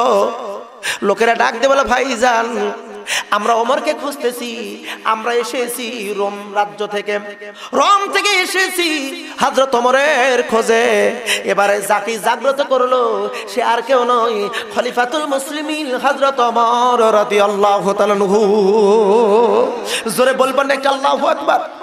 আরো জোরে বলেন না একটা আল্লাহু আকবার? হযরত ওমর ডাক দিয়ে বলে, রোমের লোকেরা আমি এই জন্য ক্ষমা প্রার্থী, ক্ষমা চাই। তোমরা যে আসবে আমার স্মরণে নাই, আমি তোমাদের সঙ্গে অনেক বেয়াদবি করেছি, আমি তোমাদের সঙ্গে অনেক ভুল ত্রুটি করে ফেলেছি, আমার স্মরণে নাই, ক্ষমা করে দাও। চলো চলো তোমাদের সঙ্গে আমি চলে যাচ্ছি, তোমাদের জন্য আমি মেহমানদারির ব্যবস্থা করব। ওই রোমের লোকদের আর বোঝার বাকি নাই, যার জন্য আমরা মদিনায় এসেছি, যাকে এত তল্ল তল্ল করে খুঁজি, সে আর কেউ নয়, এই হযরত ওমর। ইনি হলেন হযরত ওমর। রোমের লোকেরা ডাক দিয়ে বলতেছে, আমরা বুঝতেছি আপনি হযরত আমিরুল মুমিনিন হযরত ওমর রাদিয়াল্লাহু তাআলা। একটা কথা বলি, কিছু মনে করবেন না? ঠিক আছে, বলেন কি বলতে চান।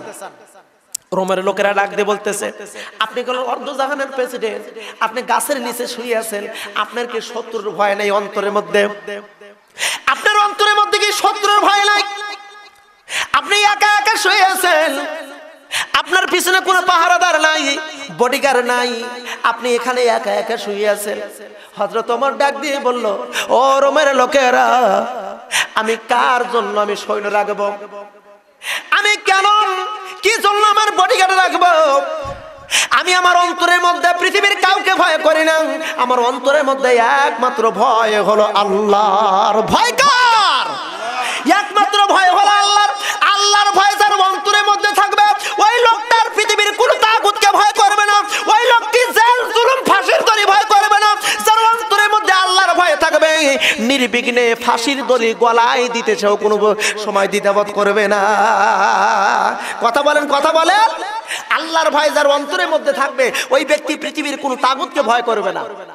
আর আল্লাহর ভয় যার অন্তরের মধ্যে নাই, তার অন্তরের মধ্যে র্যাবের ভয় থাকবে, পুলিশের ভয় থাকবে, আর্মির ভয় থাকবে, নেতা নেত্রীর ভয় থাকবে, কত ভয় থাকবে কি থাকবে না? আল্লাহর ভয় যার অন্তরের মধ্যে আছে, ওই ব্যক্তিটি হলো আল্লাহর কাছে মর্যাদাবান। জোরবান কার কাছে? জবান খুলে বলুন, কার কাছে? মুসলমান বন্ধুগণ, ওই রোম সম্রাটের পক্ষ থেকে যেই কাফেলার লোকজন এসেছিল, হযরত ওমরের এমন উক্তি শোনার পর আর দেরি করলেন না, মুহূর্তের মধ্যে ডাক দিয়ে বলে, আমিরুল মুমিনিন, আমরা এসেছিলাম আপনার সম্পর্কে তথ্য নেওয়ার জন্য, আমরা এসেছিলাম আপনার সম্পর্কে জানার জন্য।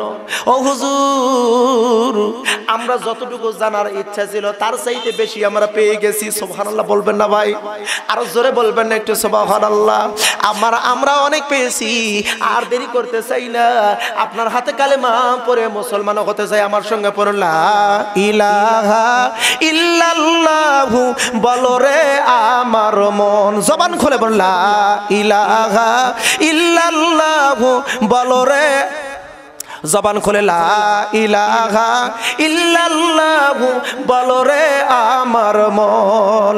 এই কোরআনের আওয়াজ শুনে, এই কোরআনের আওয়াজ শুনে পাগল করলো আমার মন। হায়রাম পাগল করলো আমার মন। জোরে লা ইলাহা ইল্লাল্লাহু বলো রে আমার মন। জবান খুলে, লা ইলাহা। জীবন দেবম শহীদ হবম, জীবন দেবম শহীদ হবম, তবু মোরা কোরআন ছাড়ব না। গায়রাম তবু মোরা ঈমান ছাড়ব না। জোরে লা ইলাহা ইল্লাল্লাহু বলো রে আমার মন। জোরে লা ইলাহা ইল্লাল্লাহু বলো রে আমার মন। জোরে বলা যাবে কি একটু মারহাবা?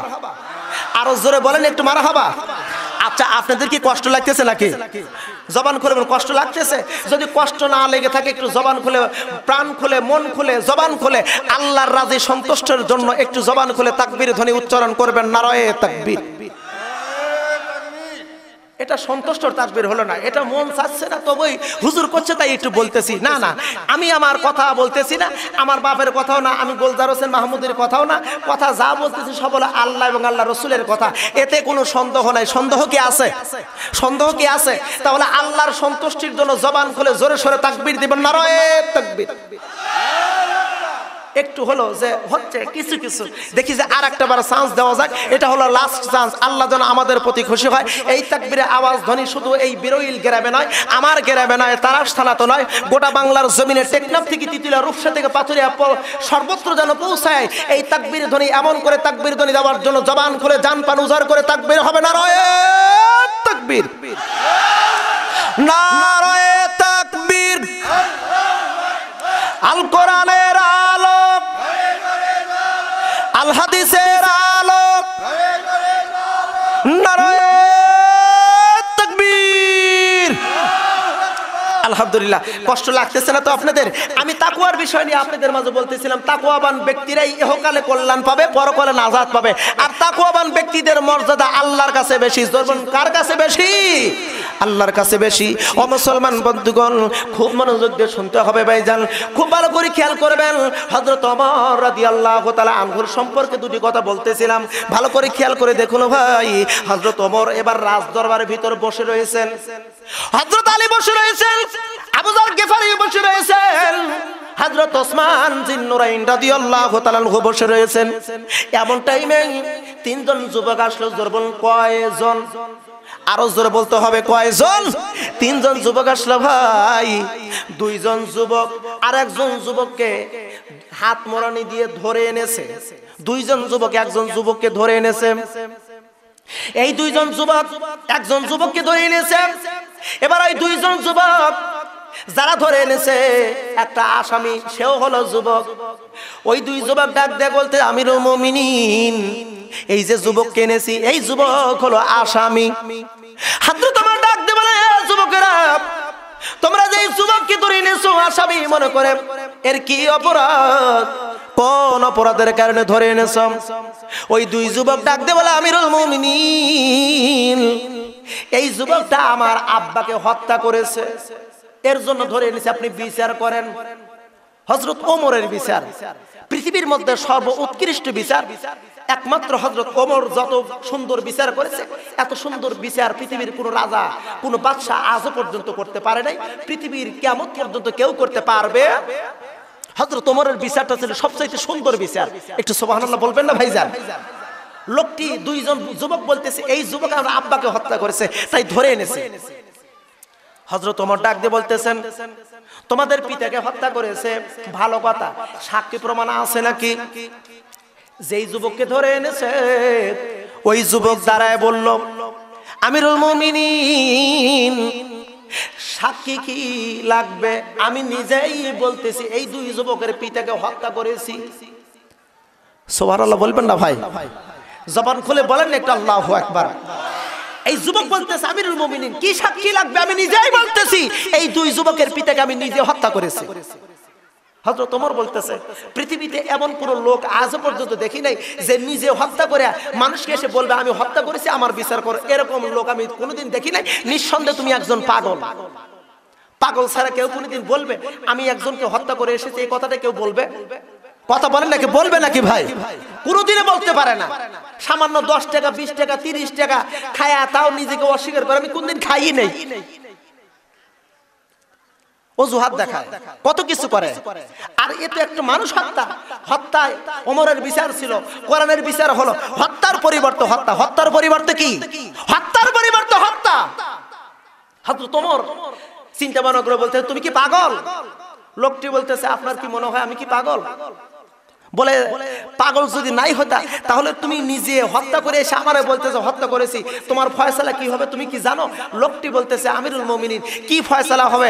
আমি তো ভালো করে জানি আমি একজনকে হত্যা করেছি, তার পরিবর্তে আমার কতল হবে, আমি মৃত্যুদণ্ডের আসামি হয়ে যাব, আমাকে আপনি হত্যা করে ফেলবেন প্রকাশ্যে। আমি ভালো করেই জানি, আমি এই রায় নেওয়ার জন্যই বলতেছি আমি এই ব্যক্তিটাকে হত্যা করে ফেলেছি, এনার আব্বাকে আমি হত্যা করেছি, বিচার আপনি করেন। হযরত ওমর রাদিয়াল্লাহু তাআলা আনহু এবার এই যুবককে ডাক দিল, যুবকরে, আগেই তোমার কথা শুনে আমি রায় দিতে পারি না, তুমি আমারে বলো কিভাবে এই দুই যুবকের পিতাকে হত্যা করলে? আল্লাহর বান্দা এই যুবক কিতাবের মধ্যে এসেছেন, তার নাম হলো আব্দুল্লাহ, তিনি হলেন আরব বেদুইন। আরব বেদুইন এই যুবক ছিল। এই আব্দুল্লাহ ডাক দিয়ে বললেন, আমিরুল মুমিনিন, এই দুই যুবকের পিতাকে হত্যা করার পিছনে অনেক বড় একটা ঘটনা আছে। আমি কি বলবো নাকি ঘটনাটি? জবান খুলে বলতে হবে, বলবো নাকি ভাইজান? ভালো করে লক্ষ্য করে দেখেন। হযরত ওমর ডাক দেবেন, আব্দুল্লাহ রে, কি ঘটনা আমার একটু খুলে বলো।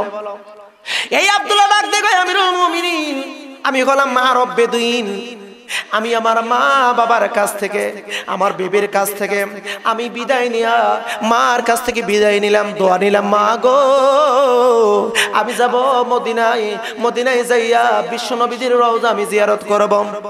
ও মা তুমি দোয়া করো আমি যেন আবার ফিরে আসতে পারি, আমি বেশি দেরি করব না, বিশ্ব নবীর রওজা জিয়ারত করে আমি সোজা চলে আসব। আমার মা ডাক দিয়ে বলে, বেটা রে তুমি ওয়াদা দিয়ে যাও। আমি ওয়াদা দিলাম, আমি মার কাছ থেকে বিদায় নিয়ে আমি বিশ্ব নবীজির রওজা জিয়ারত করার জন্য মদিনায় আসলাম।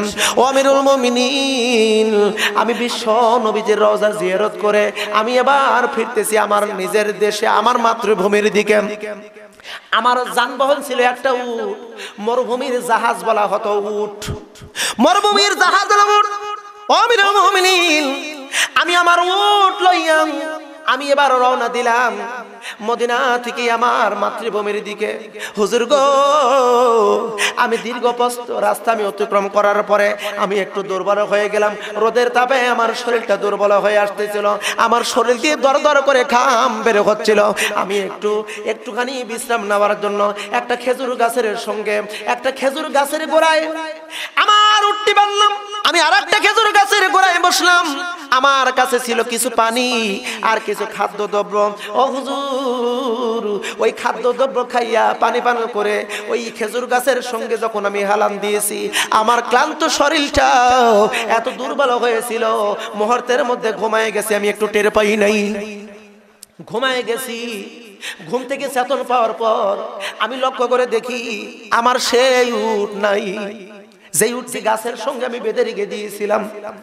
ওই উট আমি খুঁজি, আমি পাগলের মতন হয়ে যাই, কারণ এই মরুভূমির ভিতরে উট ছাড়া চলা যাবে না। আমি উটের জন্য পাগল হয়ে গেলাম। এক পর্যায়ে খুঁজতে খুঁজতে এক পর্যায়ে চলে গেলাম স্বচ্ছ সমলা এমন একটা উঠে এমন একটা আঙ্গুর বাগানের দিকে আমি অগ্রসর হতেছি। আঙ্গুর বাগানের দিকে যাইয়া দেখি একজন বৃদ্ধ লোক, চুল পাকা দাড়ি পাকা, অতিশয় দুর্বল একটা বৃদ্ধ লোক দাঁড়ায় আছে। ওই লোকটির সামনে একটা উট পড়ে রয়েছে। আমি দৌড়ে গেলাম, যাই আমার আমি লক্ষ্য করে দেখি গো, যেই উট আমি খুঁজতেছি সেই উট এই বৃদ্ধা বাবাজির সামনে, এই বৃদ্ধা লোকটির সামনে উটটি পড়ে রয়েছে। আমি বললাম, ও মুরব্বি, আমার উটের কি হয়েছে? এখানে কেন, কোন অবস্থায় পড়ে রয়েছে, কি হয়েছে আমার উট? ওই বৃদ্ধা লোকটি ডাক দিয়ে বলল, ও যুবক, এটা কি তোমার উট? বলে, হ্যাঁ এটা আমার উট। বলে, উটটি মরে গেছে, আমি মেরেছি। কেন মারলে? বলে, এই উট এই আঙ্গুর বাগানের উপর দীর্ঘ কয়েকবার এই আঙ্গুর বাগানের ভিতর ঢুকে আঙ্গুর বাগান নষ্ট করতেছিল। আমি বারবার করে তাড়া দেই, কিন্তু এই উট যায় না, উট যায় না। ওই মুরব্বি ডাক দিয়ে বলে, যুবক রে, আমি এই উটকে বারবার তাড়া করতেছিলাম, হঠাৎ করে আমার রাগ হয়ে গেল, কিন্তু মারার নিয়তে নয়। আমি একটা পাথরের ঢেল আমার হাতে নিলাম, উটের উপর আমি নিক্ষেপ করলাম, মারা নিয়তে মারি নাই। এই ঢিলটা যখন তোমার উটের গায়ে লাগলো, এক মুহূর্তের মধ্যে উট মরে গেল। এ যুবক, আমি কিন্তু মারার নিয়তে আমি উটকে মারি নাই, এমনি উটটা মারা গেছে।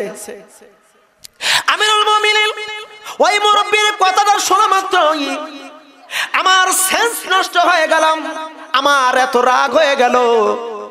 আমি মুরব্বির দুই হাত আমি ধরলাম, দুই হাত ধরে আমি কয়েকটা বক্সিং মারলাম, ঘুষি মারলাম, কিন্তু মারার নিয়তে মারি নাই। হুজুর, অতর্কিত ভাবে আমার হাতের উপরে এই বৃদ্ধা লোকটি মারা গেল, এই দুই যুবকের পিতা মারা গেল। একটু আল্লাহু আকবার বলবেন না ভাইজান? আরো জোরে বলবেন না একটু আল্লাহু আকবার? মারার নিয়ত নয়, আমি এর হাতেই করে ফেলবো এমন নিয়ত নয়, এমনি আমি কয়েকটা ঘুষি মারলাম আর হাতের উপরে টল খেয়ে পড়ে গেল, মারা গেল। মারার পরে আমার হোশ চলে আসলাম। আমার বিবেক ডাক দেবে, আব্দুল্লাহ রে, তুমি এত বড় একটা অন্যায় করলে আব্দুল্লাহ, তুমি কি জানো না, একজন মানুষকে যদি অন্যায় ভাবে হত্যা করা হয়, তার শাস্তি দুনিয়ায় যদি না হয়, আখিরাতে শাস্তি হবে। আমার আল্লাহ তারে চিরদিনের জন্য জাহান্নামের মধ্যে ফেলে দিবে। নাউজুবিল্লাহ বলবেন না ভাই? আরো জোরে বলবেন না একটু নাউজুবিল্লাহ? কথাটা খুব ভালো করে শুনে রাখেন। অন্যায় ভাবে যদি কাউকে যে কোনো উপায়ে হোক, কলমের একটা পেজ দিয়ে হোক, মুখের একটা সাক্ষী দেওয়া হোক, অন্যায় ভাবে ক্ষমতার লোভে হোক, ক্ষমতার পাওয়ারে হোক, অন্যায় ভাবে যদি কাউকে যদি হত্যা করা হয়, তুমি যতবারই শাসক হও না কেন, কাল কিয়ামতের ময়দানে আমার আল্লাহর কাছে জবাবদিহিতা করতে হবে। দিবে। কথা বলেন ঠিক কিনা? সাবধান হওয়া দরকার আছে না নাই? এজন্য কলমের পেঁয়াজ দিতে হলেও কোন ব্যক্তিবর্গ সম্পর্কে জেনে শুনে দিতে হবে। কারোর পক্ষে বিপক্ষে সাক্ষ্য দিতে হলে জেনে শুনে দিতে হবে। জানা শোনা দরকার আছে না নাই? কথা বলেন দরকার আছে না নাই? মুসলমান বন্ধুগণ, এই যুবকটি ডাক দিয়ে বললাম, আমিরুল মুমিনিন, আমার অন্তরের ভিতরে আল্লাহর ভয় যখন সৃষ্টি হলো, আমার ডাক দিয়ে বলে, আব্দুল্লাহ, তুমি এত বড় অন্যায় করলে, এই লোকটাকে হত্যা করলে, নির্ঘাত তুমি জাহান্নামে হয়ে যাবে। দুনিয়ায় যদি তোমার শাস্তি না হয়, দুনিয়ার শাস্তি যদি তুমি নাও, আল্লাহর কাছে এর ওসিলা দিয়ে যদি তুমি ক্ষমা চাও, আমার মন বলতেছে তুমি আল্লাহর কাছে ক্ষমা পাইবা। যদি কোনো ব্যক্তি পাপ কাজ করে, যদি কোনো ব্যক্তি অন্যায় কাজ করে, দুনিয়ায় যদি তার সাজা শাস্তি হয়ে যাবে, আল্লাহ তাকে কিয়ামতের ময়দানে ওই পাপের জন্য শাস্তি দেবে না। আল্লাহ আকবার বলবেন না ভাইজান? তাহলে দুনিয়ায় যা অন্যায় হয়ে গেছে, ওই অন্যায়গুলো যদি আমরা দুনিয়ায় শাস্তি নিয়ে নেই, কারোর কাছে যদি অন্যায় করি তার কাছ থেকে যদি ক্ষমা চেয়ে নেই, তাহলে আখেরাতে এর হিসাব নেবেন না কে? আরো জোরে বলেন, আখেরাতে হিসাব নেবেন না কে? মুসলমান বন্ধুগণ, এই আব্দুল্লাহ ডাক দিয়ে বলল, আমিরুল মুমিনিন, আমার অন্তরের মধ্যে দুনিয়ার শাস্তি নেওয়ার জন্য আমার মন ব্যাকুল হয়ে গেল। আখেরাতে জাহান্নামের আগুন সহ্য করতে পারবো না, ওই জাহান্নামের আগুনের মধ্যে পড়তে পারবো না। তাই আমি চিন্তা ফিকির করতে লাগলাম, এই মুরব্বীকে যখন আমি মারলাম, মুরব্বীকে মারার নিয়তে নয়, এমনি যখন কয়েকটা কিল ঘুষে মারার কারণে যখন পড়ে গেল, যখন মারা গেল, তখন আমি চিন্তা ফিকির করলাম, এই মুরব্বীর কোনো অভিভাবক আছে নাকি। আমি তালাশে বের হয়ে গেলাম। একটু সুবহানাল্লাহ বলবেন না ভাইজান? আরো জোরে বলবেন একটু আল্লাহু আকবার। আমি মুরব্বির অভিভাবককে খুঁজতে খুঁজতে এক পর্যায়ে এই দুই যুবককে পেয়ে বসেছি। এই যুবককে যখন পাইলাম, যুবকের কাছে সব ঘটনা খুলে বললাম। এই দুই যুবক আমাকে মারার জন্য উপক্রম হয়ে গেল। আমি তখন বললাম, এ যুবক, আমাকে তোমরা মেরে আখিরাতের ময়দানে আল্লাহর কাছে তোমরা আসামি হয় না। কারণ আমি একটা ভুল করেছি, তোমার আব্বা একটা ভুল করেছে। উট মারার নিয়তে নয়, এমনি ঢিল মারার কারণে উট মরে গিয়েছিল। তোমার আব্বাকে আমি ধরেছিলাম মারার নিয়তে নয়, কিন্তু তোমার আব্বা আমার হাতে এমনি টলকে পড়ে গেল, মারা গেল। তুমি আমাকে হত্যা করে আখিরাতের ময়দানে তুমি আসামি হয় না। এ যুবক, নিয়ে যাও হযরত ওমরের দরবারে। ওমরের দরবারে নিয়ে গেলে আমার বিচার হয়ে যাবে মৃত্যুদণ্ড। আর তোমাদের কোনো টেনশন থাকবে না, কোনো চিন্তা থাকবে না। জোর করে একটা আল্লাহু আকবার। ও আমিরুল মুমিনিন, এই দুই যুবকের পিতাকে আমি হত্যা করেছি, আপনি রায় দিন। তবে একটা কথা শুনে রাখেন, আপনি যদি সঠিক রায় যদি না দিতে পারেন, আমি যুবক বলতেছি, আমি একটা বৃদ্ধকে অন্যায়ভাবে হত্যা করেছি। তবে শুনে রাখেন, আপনি যদি সঠিক রায় যদি না দিতে পারেন, আমি যুবক বলতেছি, আমি আব্দুল্লাহ বলতেছি, আমি আপনাকে হত্যা করতে দ্বিধাবোধ করব না। সুবহানাল্লাহ বলবেন না? আরো জোরে কর না একটা আল্লাহু আকবার। ওয়ার্দজাহানের প্রেসিডেন্ট, 42.5 লক্ষ বর্গ মাইলের প্রেসিডেন্ট ওমরের সামনে দাঁড়ায় বলতেছে, আপনি যদি সঠিক রায় না দিতে পারেন, আমি আব্দুল্লাহ বলতেছি, একজনকে হত্যা করতে চাই নাই, তারপর কতল হয়ে গেছে। আপনি যদি সঠিক রায় যদি আমার উপরে যদি না প্রয়োগ করেন, আমি আপনাকে হত্যা করব। এর জন্য জাহান্নামে গেলেও যাব, তবুও আপনার সঠিক রায় আমি জানতে চাই। আচ্ছা বলুন তো ভাই, আমরা যারা আছি একটুখানি বিবেককে জিজ্ঞেস করে দেখুন, আমাদের মেম্বারের বিরুদ্ধে কেউ আমরা কোনোদিন কোনো প্রকারের অ্যাকশনে যেতে পারবো? চেয়ারম্যানের বিরুদ্ধে অ্যাকশনে যেতে পারবো? উপজেলা চেয়ারম্যানের বিরুদ্ধে অ্যাকশনে যেতে পারবো? এমপির বিরুদ্ধে অ্যাকশনে যেতে পারবো? মন্ত্রীর বিরুদ্ধে অ্যাকশনে যেতে পারবো? প্রধানমন্ত্রীর কি সামনে রেখে এমন কথা বলতে পারবো, তুমি যদি সঠিক রায় না দাও তোমার হত্যা করতে পারবে, এমন কথা কেউ বলতে পারবো? কথা বলেন নাকি? পারবো নাকি ভাই? কিন্তু ইসলাম স্বাধীনতা দিয়েছে, ইসলাম স্বাধীনতা দিয়েছে। তোমার নেতাও যদি অন্যায় পথে চলাফেরা করে, জনগণ ওই নেতাকে সংশোধন করার অবকাশ আমার আল্লাহ দিয়েছেন। স্বাধীনতা দিয়েছেন কে? আরো জন স্বাধীনতা দিয়েছেন কে? কিতাবের মধ্যে আসছে, হযরত ওমর যেদিন খলিফা হইলেন, শপথ গ্রহণ করতেছিলেন, শপথ গ্রহণের সময় হযরত ওমর বলতেছেন যে, দেখো ও মদিনার মুসলমানেরা, আল্লাহর নবীর সাহাবীরা শুনে রাখো, আমি ওমর খলিফা হচ্ছি, কিন্তু আমার যদি কোনো ভুল ত্রুটি হয়, এটাকে সংশোধন করার মতন কেউ কি আসাও? একটু সুবহানাল্লাহ বলবেন না ভাই?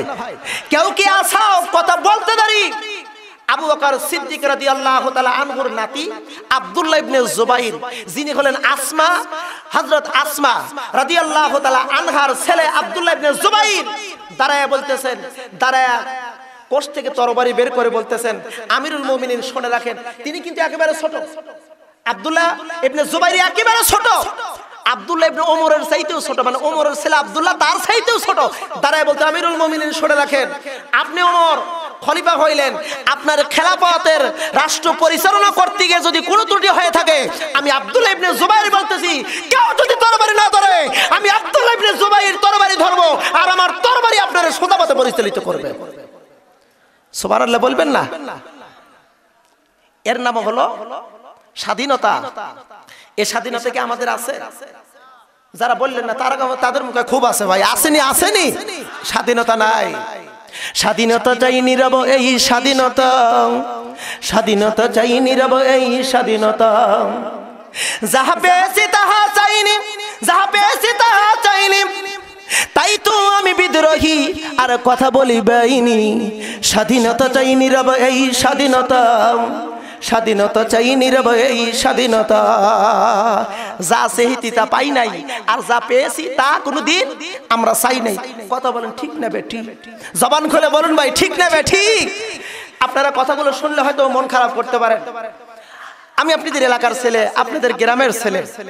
আমি রংপুর মহানগরে আমার মাহফিল ছিল, মন্ত্রী অ্যাটেন্ড, আমার মাহফিলে মন্ত্রী অ্যাটেন্ড। মন্ত্রীকে সামনে নিয়ে মন্ত্রী এসেছিল ভাষণ দিবে, বক্তব্য দিবে, কিছু কথা বলার জন্য।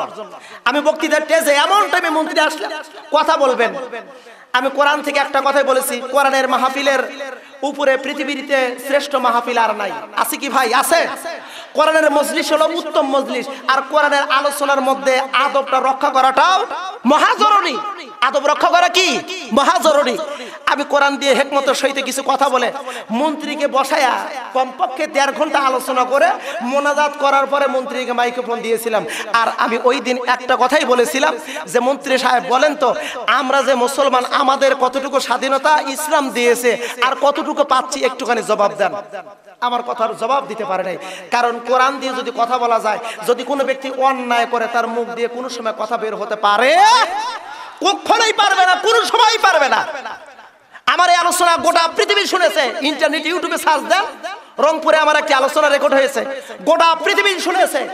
আমার সে আলোচনাটি রেকর্ড করেছে জামাল ইলেকট্রনিক্স, তারা ইউটিউবে দিয়েছে। কোরআন এমন একটি কিতাব, যারা অন্যায় করবে তাদেরকে ছাড় দেবে? কখনোই দেবে না। সে আমি গোলজার হোক না কেন, সে বড় মাতবার হোক না কেন, সে যত বড় মন্ত্রী হোক না কেন, যার অপরাধ আছে কোরআন তারে ছাড়বে?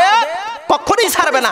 যদি কোনো ব্যক্তি অন্যায়ের সাথে আপোষ করবে, তাহলে তার আপোষ হয়ে যাবে জাহান্নামের সাথে। তার আপোষ হবে কোথায়?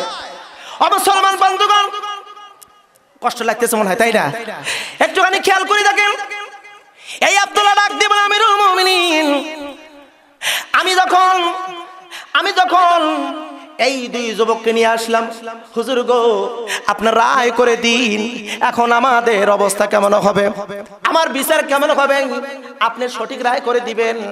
হযরত ওমর ডাক দিয়ে বলল, আমার শুরা সদস্য, আপনারা তো সাক্ষী, সব ঘটনা শুনলেন, এখন আপনারা শুনে রাখেন, এই যুবকের শাস্তি হলো প্রকাশ্য মৃত্যুদণ্ড। একটু আল্লাহু আকবার বলবেন না ভাই? প্রকাশ্য কি হবে? প্রকাশ্যে শিরচ্ছেদ করা হবে।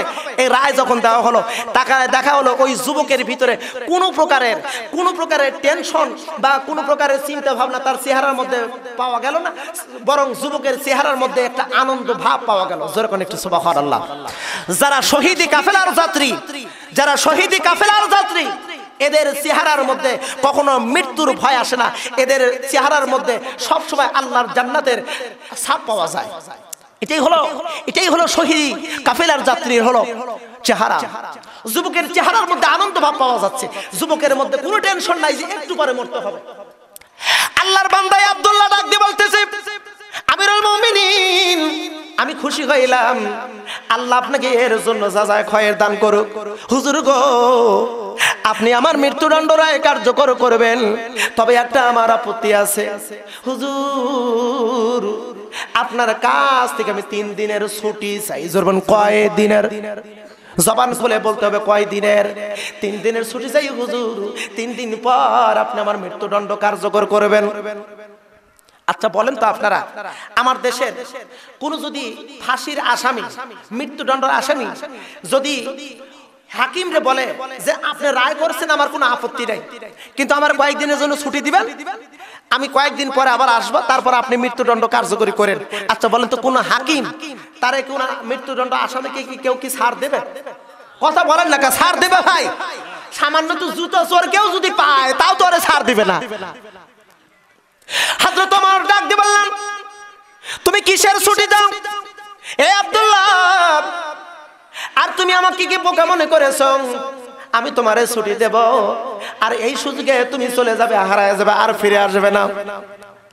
এই আব্দুল্লাহ ডাক দিয়ে বললেন, আমিরুল মুমিনিন, আমি 3 দিনের ছুটি চাই, আমি যাব আমার বাড়িতে, আমার মাকে ওয়াদা দিয়ে এসেছি। মা তুমি চিন্তা করো না, টেনশন করো না রে মা, আমি অবশ্যই তোমার সঙ্গে দেখা করব, মদিনা থেকে সোজা আমি তোমার কাছে চলে আসব। ও হুজুর, আমি মার সঙ্গে যদি ওয়াদা না দিতাম এই 3 দিনের ছুটি আমি চাইতাম না। হুজুর গো, আপনি 3 দিনের ছুটি দেন, আমি 3 দিন পর অবশ্যই আমি আসবো। হযরত ওমর ডাক দিয়ে বলে, আব্দুল্লাহ রে, আমি এত বড় বোকা নই, আমি তোমারে ছুটি দিতে পারবো না। তুমি আসবে না, কিয়ামতের ময়দানে আমি আল্লাহর কাছে আসামি হব, কখনোই না, কোনো মতেই না, তোমারে ছুটি দেওয়াই যাবে না। আব্দুল্লাহ হযরত ওমরের চটকার জবাব পাওয়ার পর তিনি এবার ওই রাজদরবারের ভিতরে অসংখ্য সাহাবায়ে কেরামগণ ছিল, সব সাহাবায়ে কেরাম আব্দুল্লাহর দিকে তাকায় আছে। আব্দুল্লাহর চোখের মধ্যে পানি চলে এসেছে, তার ওই নয়ন ভেজা চোখটি লইয়া ভাই এবার তিনি সব সাহাবায়ে কেরামের চেহারার দিকে তাকায় আছে, আর মনের ভিতর দিয়ে এই দরখাস্তটা দিতেছে, কেউ যদি আমার পক্ষে জামিনদার হয়, কেউ যদি আমার পরিবর্তে জামিন হয়, আর এর বিনিময়ে যদি আমি আব্দুল্লাহকে ছুটি দেওয়া হয় 3 দিনের, আমি আমার মার সঙ্গে দেখা করে আসব, আমি আমার মার সঙ্গে আমি একটু কথা বলে আসব, বিদায় নিয়ে আসব। এমন করে রাজদরবারের ভিতরে ভাই সবার দিকে যখন তাকাইল, ওই মজলিসের মধ্যে আল্লাহর নবীর সাহাবী, জলিল কদর সাহাবী আবু যর গিফারি রাদিয়াল্লাহু তাআলা আনহু ছিলেন। তিনি যখন দাঁড়াইলেন, তিনি দাঁড়ায়া বলতেছেন, আমিরুল মুমিনিন, এই আব্দুল্লাহ 3 দিনের ছুটি দেওয়া হোক, ওর পরিবর্তে আমি নিজে জামিনদার হব। আরো জোরে বলেন একটু সুবহানাল্লাহ। আবু যর গিফারি বলতেছেন, আমাকে, আমি বলতেছি ওর জন্য আমি নিজে জামিনদার, পরে 3 দিনের জন্য ছুটি দেওয়া হোক। এই কথা যখন বলছে ভাই, হযরত ওমর ডাক দিয়ে বলতেছে, আবু যর গিফারি, আপনি কি পাগল হয়েছেন? আপনি কি পাগল হয়েছেন? আরে 3 দিনের ছুটি দেওয়া হোক, এ যদি না আসে আপনার উপর যে মৃত্যুদণ্ড কার্যকরী হবে। আবু যর গিফারি ডাক দিয়ে বলল, আমিরুল মুমিনিন, আমি মৃত্যুকে পরোয়া করি না, কারণ আল্লাহ পাক রব্বুল আলামিন কোরআনুল কারীমের মধ্যে বলেছেন, কুল ইন্নাল মাউতাল্লাযীনা তাফিররুনা মিনহুম ফাইন্নাহু মুলাকীকুম। আল্লাহু আকবার বলেন না ভাই? আল্লাহ পাক রব্বুল আলামিন বলেন, আল্লাযী খালাকাল মাউতা ওয়াল হায়াতা লিয়াবলুয়াকুম আইয়ুকুম আহসানু আমালা। হায়াত মওত সৃষ্টি করেছেন আমার আল্লাহ। হায়াত মওত সৃষ্টি করেছেন কে? যে কোনো মুহূর্তে, যে কোনো টাইমে একজন ব্যক্তির মৃত্যু আসতে পারে, এর কি কোনো গ্যারান্টি আছে ভাই? যে কোনো মুহূর্তে আসতে পারে, যে কোনো মুহূর্তে মালাকুল মওত আসতেই পারে। মুসলমান বন্ধুগণ, আবু যর গিফারি ডাক দিয়ে বললেন, আমিরুল মুমিনিন, আমি ওই যুবকের পক্ষে জামিনদার হয়ে গেলাম, আপনি ওই যুবককে 3 দিনের ছুটি দিয়ে দেন। হযরত ওমর ডাক দিয়ে বললেন, আবু যর গিফারি, আপনি তো জানেন না, আপনি হলেন এই সূরার সদস্যর একজন, আপনাকে হারাইলে মদিনার মুসলমানেরা ঠিক থাকতে পারবে না।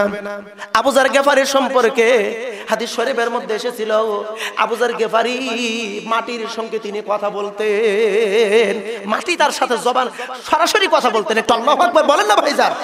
আবু যর গিফারি এত বড় একজন ব্যক্তি ছিল, মাটির সঙ্গে তার কথা হয়ে যেত। আবু যার গেফারি বললেন, না না, আমি নিজে জামিনদার, আপনি ছেড়ে দেন তারা 3 দিনের জন্য। হযরত ওমর বললেন, ঠিক আছে। যখন মঞ্জুর হয়ে গেল, আব্দুল্লাহ ডাক দিয়ে বললেন, আমিরুল মুমিনিন, আমি যে আমার বাড়িতে যাব, আমার কোনো যানবাহন নাই, আর 3 দিনের সময় নিয়েছি আপনার কাছ থেকে। ও হুজুর, আপনি আমার একটা তেজি ঘোড়ার ব্যবস্থা করে দেন, যাতে অল্প সময়ের ভিতর আমি আমার বাড়ি থেকে ফিরে আসতে পারি। হযরত ওমর চিন্তা ভাবনা করতেছেন মনে মনে যে তুমি যাবা, আবার যে ফেরত আসবা, এর তো কোনো গ্যারান্টি নেই। তোমার যে একটা ঘোড়া দেবো, ওটাও তো চলে যেতে পারে।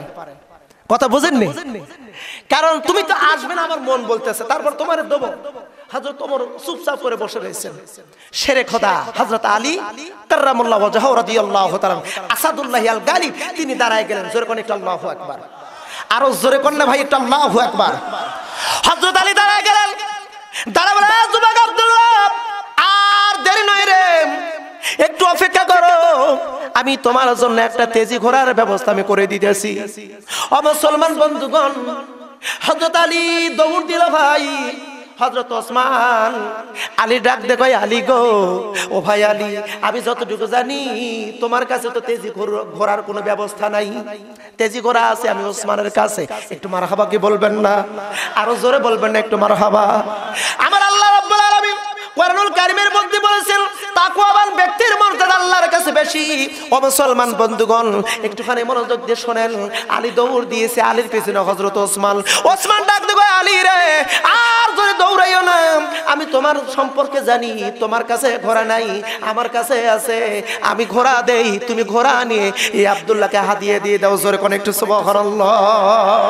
ও মুসলমান বন্ধুগণ, এই হযরত আলী হযরত ওসমানের কাছ থেকে ঘোড়া নিয়ে এসে আব্দুল্লাহ যখন দিল, আবু যার গেফারির চেহারার দিকে তাকাইলেন।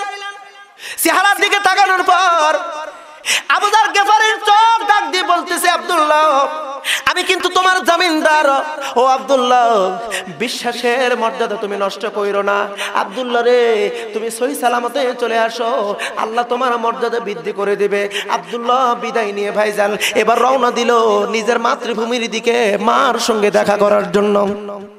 আব্দুল্লাহ একদিন এক রাত, রাতের একদিন এক রাত শেষ করে তিনি যখন বাড়ির দিকে, বাড়ির কাছে পৌঁছাইলেন, বাড়ির বাহিরে দাঁড়িয়ে তার মাকে ডাক দিলেন, মা গো, জলদি করে বের হয়ে আসো মা। ও আব্বা, বের হয়ে আসো, আমি আব্দুল্লাহ মদিনা থেকে এসেছি। মা আব্বা বের হয়ে আসলো। বের হয়ে বলতে, বেটা রে, বাহিরে কেন, ভিতরে চলে আসো। স্ত্রীও ডাক দেয়, স্বামী গো, ভিতরে চলে আসেন, কেন বাহিরে? আব্দুল্লাহ ডাক দিয়ে বলেন, ও মা, আমি আর ভিতরে যাব না। আমি যদি ভিতরে যাই, আমার ঘরের মহব্বত, আমার বিবির মহব্বত, আমার পিতা মাতার মহব্বত আমার অন্তরে আসলে, ও মা, কিয়ামতের ময়দানে আল্লাহর কাছে জবাবদিহিতা করতে হবে। মা ডাক দিয়ে বলে, বেটা রে, তোমার মধ্যে কেন এত পেরেশানি দেখা যায়? ও বেটা, তোমার কি হয়েছে? তুমি কি যেন গোপন করে রাখতেছো? আব্দুল্লাহ ডাক দিয়ে কয়, মা গো, আমি আর ভিতরে ঢুকবো না রে মা, আমাকে বিদায় দাও, আমি চলবো এখন মদিনার দিকে। আব্দুল্লাহ গোপন কথা বলতেছে না। মা কয়, কি হয়েছে তোমার, কেন মদিনায় যাবা? কেবল আসলে, আবার কেন তুমি মদিনায় যাইবা? আব্দুল্লাহ ডাক দিয়ে বলে, মা গো, আমার এই কথা শুনে তোমরা ধৈর্য ধারণ করে থাকতে পারবে না। ও মা, আমি বলতে চাই না, বিদায় দাও, আর দেখা হবে না, দেখা হবে আখিরাতের ময়দানে।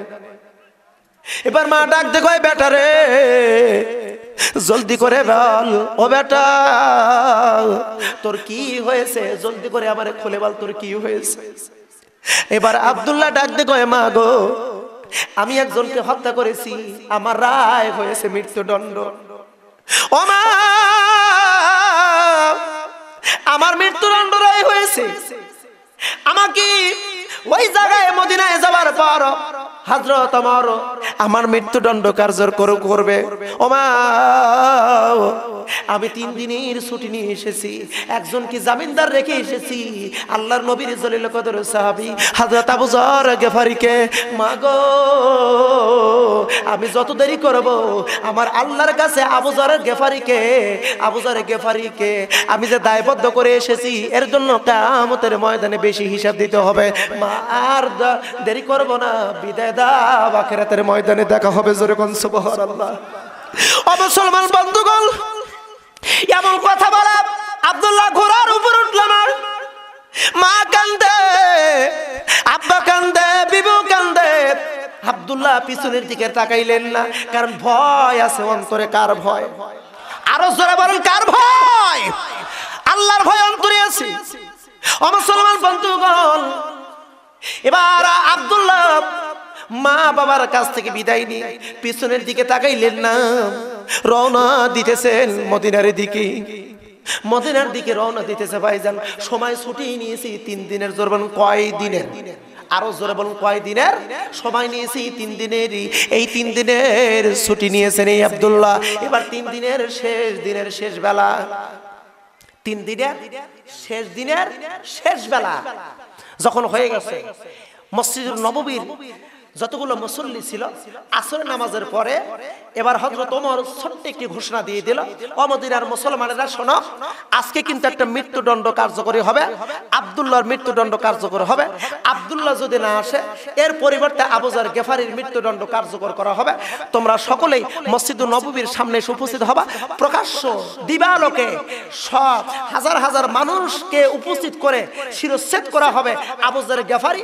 আর আবু যর গেফারির পূর্বে যদি আব্দুল্লাহ আসে, আব্দুল্লাহর শিরচ্ছেদ করা হবে। এমন ঘোষণা যখন দিল ভাই, মনে হলো ওই মসজিদুল নববীর মধ্যে কান্নার রোল শুরু হয়ে গেছে, আরাফার ময়দানের মতো হয়ে গেছে।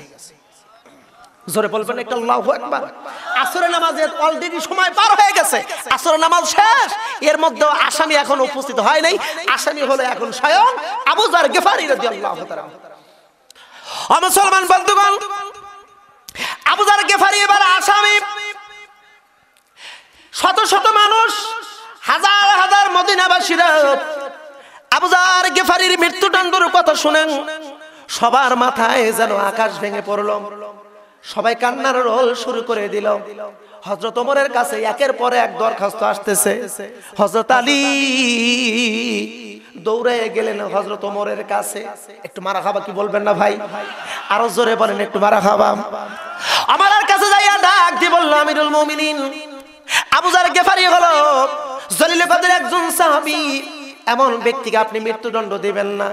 আমি আবু যর গেফারির পরিবর্তে আমি আলী আমার জীবন বিসর্জন করতে রেডি। আমার উপর মৃত্যুদণ্ড রায় করুন, আপনি কার্যকর করে দিন। যারা আল্লাহর সৈনিক, আল্লাহর বান্দা, যাদের অন্তরের মধ্যে তাকওয়া আছে, যারা আল্লাহর জমিনে আল্লাহর হক কথাগুলো প্রচার করে, ওই হক দাওয়াত দাতা ব্যক্তির জন্য হাজার তাওহীদি জনতা জীবন বিসর্জন করতে দ্বিধাবোধ করে না। কথা বলেন নাকি ভাইজান? আমার বাংলার জমিনে একটা কোরআনের পাখি আছে। এই কোরআনের পাখির জন্য যদি বলা হয়, বাংলার জমিনে তাওহীদি জনতাকে যদি সাধারণ একটা ঘোষণা দেওয়া হয়, হাজার তাওহীদি জনতাকে যদি বলা হয় এই কোরআনের পাখিকে ছেড়ে দেওয়া হবে, খাঁচা থেকে বের করে দেওয়া হবে, এর বিনিময়ে হাজার তাওহীদি জনতার রক্ত চাই। আমার তো মনে হয় এমন করে ঘোষণা দিতে দেরি, টেকনাফ থেকে তিতুলিয়া, রূপসা থেকে পাথুরিয়া এক বাক্যে নারায়ে তাকবীর স্লোগান দিয়া ময়দানে উপস্থিত হইয়া নিজের জীবনকে বিসর্জন করে আল্লাহর সেই কোরআনের সৈনিককে ওই জেলখানার ময়দান থেকে বের করতে দেরি করবে না। কথা বলুন ঠিক কিনা? আমি কক্সবাজার ভারুয়াখালী মাহফিল করলাম সদরে, সেখানে তো প্রায় লক্ষাধিকের উপর লোক হয়েছিল। অনেক কথা, শুধু আমি এতটুকু একটা কথা বলেছিলাম, বুঝে নিবেন কথাটা হিকমতের সহিত। এতটুকু কথা বলেছিলাম, আমার মঞ্চের মধ্যে থেকে, প্যান্ডেলের মধ্যে থেকে দাঁড়ায় বলছিল, হুজুর আপনি এই যে বলতেছেন, আপনি শুধু লিখে দেন এই রক্তের বিনিময়ে কোরআনের পাখিকে ছেড়ে দেওয়া হবে, ওই কোরআনের পাখিকে খাঁচা থেকে উন্মুক্ত করা হবে, আপনি বক্তাদারি হবে। আমরা এই কক্সবাজার ভারুয়াখালীর টেকনাফের যতগুলো মাদ্দে মুজাহিদ আছি, সমস্ত মুজাহিদগুলো রক্ত দেব, ময়দানকে লাল করে দেব, আল্লাহর এই সৈনিককে আমরা খাঁচা থেকে মুক্ত করেই ছাড়বো। আল্লাহু আকবার।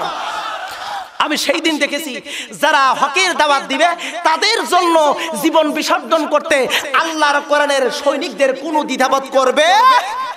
আবু যর গেফারির জন্য চলে গেল আলী, বলতেছে আমিরুল মুমিনিন আপনি টেনশন করেন না, জীবন বিসর্জন আমি দিয়ে দেবো, আবু যর গেফারিকে মরতে দেবো না। আল্লাহু আকবার বলবেন না ভাইজান? আরো জোরে কন্নেক্ট আল্লাহু আকবার। শুধু তাই নয়, আলী যখন আলীকে ফেরত দিয়ে বলছে আলী খবরদার তোমার এখানে স্থান নাই, তুমি চলে যাও, যার উপর রায় হয়েছে তার উপরে মৃত্যুদণ্ড কার্যকর করা হবে। আবু যর গেফারি মরবে। আবু যর গেফারিকে হযরত ওমর ডাক দিয়ে বলতেছে তাড়াতাড়ি আপনি ওযু করে প্রস্তুত হন। একটু আল্লাহু আকবার বলবেন না ভাইজান? তাড়াতাড়ি ওযু করে প্রস্তুত হন, দেরি নাই, সূর্য ডোবার পূর্বেই আপনার মৃত্যুদণ্ড কার্যকর করা হবে। হযরত ওসমান ছিলেন ওই উপস্থিত বৈঠকের মধ্যে। হযরত ওসমান হযরত ওমরকে ডাক দিয়ে বলে আমিরুল মুমিনিন এমন কাজ আপনি করবেন না, হযরত আবু যর গেফারিকে আপনি মৃত্যুদণ্ড রায় দিতে পারবেন না। ও আমিরুল মুমিনিন আমি হযরত ওসমান আমার জীবন বিসর্জন করে দেব, আমি আমার নিজের উপর এই মৃত্যুদণ্ড রায় কার্য করতে চাই, আপনি হযরত আবু যর গেফারিকে মুক্ত করে দেন।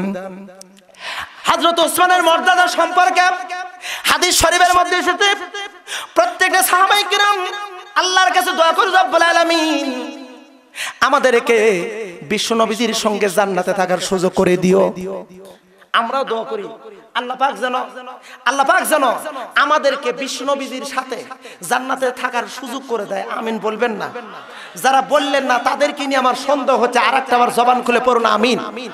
সাহাবীরা দোয়া করেছে আয় আল্লাহ নবীর সাথে জান্নাতে থাকার সুযোগ করে দিও। আর স্বয়ং বিশ্ব নবী আল্লাহর কাছে দোয়া করছেন আয় আল্লাহ তুমি আমাকে ওসমানের সাথে জান্নাতে থাকার সুযোগ করে দিও।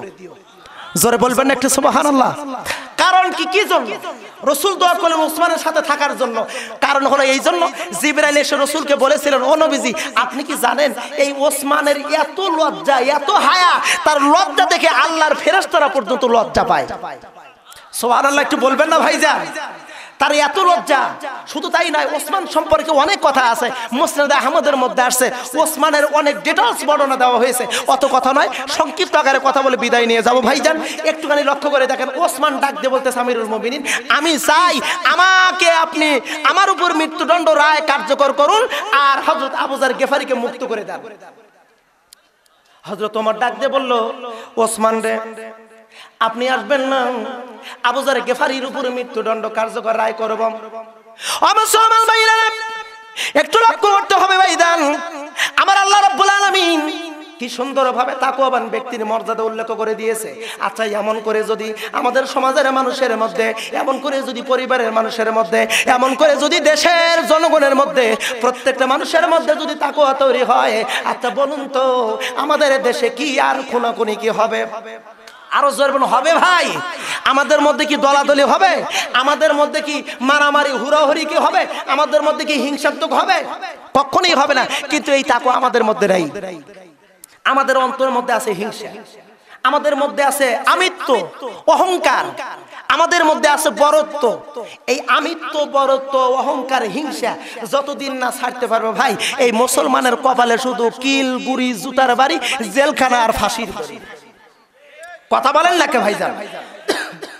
এগুলো যতক্ষণ না ছাড়তে পারবো, দেখেন একটু খেয়াল করে, আমরা নিজেদেরকে বরত্ব নিয়ে দাবি করতেছি, এক দল আরেক দলের সাথে দলাদলি করতেছি, এক দল আরেক দলের বিপক্ষে ফতোয়া মাসলা দিয়া মারামারি হুড়াহুড়ি করতেছি। আর এই সুযোগে কাফের বেঈমানরা আমাদের উপরে চড়াও হয়ে নির্যাতন করে আমাদেরকে এমন ভাবে হত্যা করতেছে নির্বিঘ্নে, কেউ টু শব্দটা বলার কোনো সুযোগ নাই, নির্বিঘ্নে হত্যা করতেছে। আমরা দলাদলি করতেছি আর ওই সুযোগে কাফের বেঈমানরা আমাদেরকে হত্যা করতেছে। কথা বলেন ঠিক কিনা? আমরা দলাদলি করতেছি আর সেই সুযোগে আমাদের ইমান লুটে ফুটে নিয়ে যাচ্ছে ওই ইহুদি কাফের বেঈমান মুশরিকরা। আমরা যদি দলাদলি ফালাফালি না করে, আমরা যদি একই প্ল্যাটফর্মে আমরা মুসলমান যদি একত্রিত হইতাম, আমার তো দৃঢ় বিশ্বাস, আমার মন বলে গোটা বিশ্বের কোন কাফের বেঈমান ইহুদি নাসারা মুসলমানদের দিকে তাকায় আঙ্গুল তুলে কথা বলার সাহস পাইতো না, আঙ্গুল তুলে কথা বলার সাহস পাইতো না।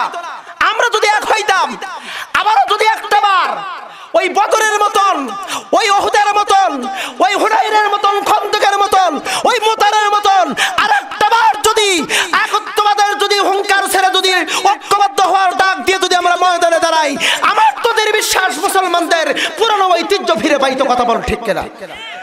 কিন্তু বড় দুঃখের বিষয়, আমরা তো এটা করতে রাজি না, আমরা তো করতে রাজি না। আল্লাহ পাকের কাছে দোয়া করেন, আল্লাহ পাক যেন আমাদেরকে পরিপূর্ণ তাকওয়াবান হিসেবে গঠিত করার তৌফিক দান করে। সকলে পড়ে নিন আমিন। একটু জিকির করে লা ইলাহা জবান খুলে লা ইলাহা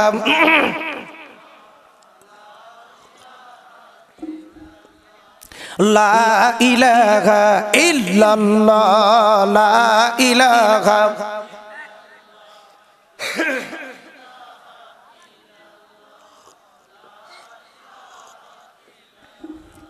লা ইলাহা ইল্লাল্লাহ লা ইলাহা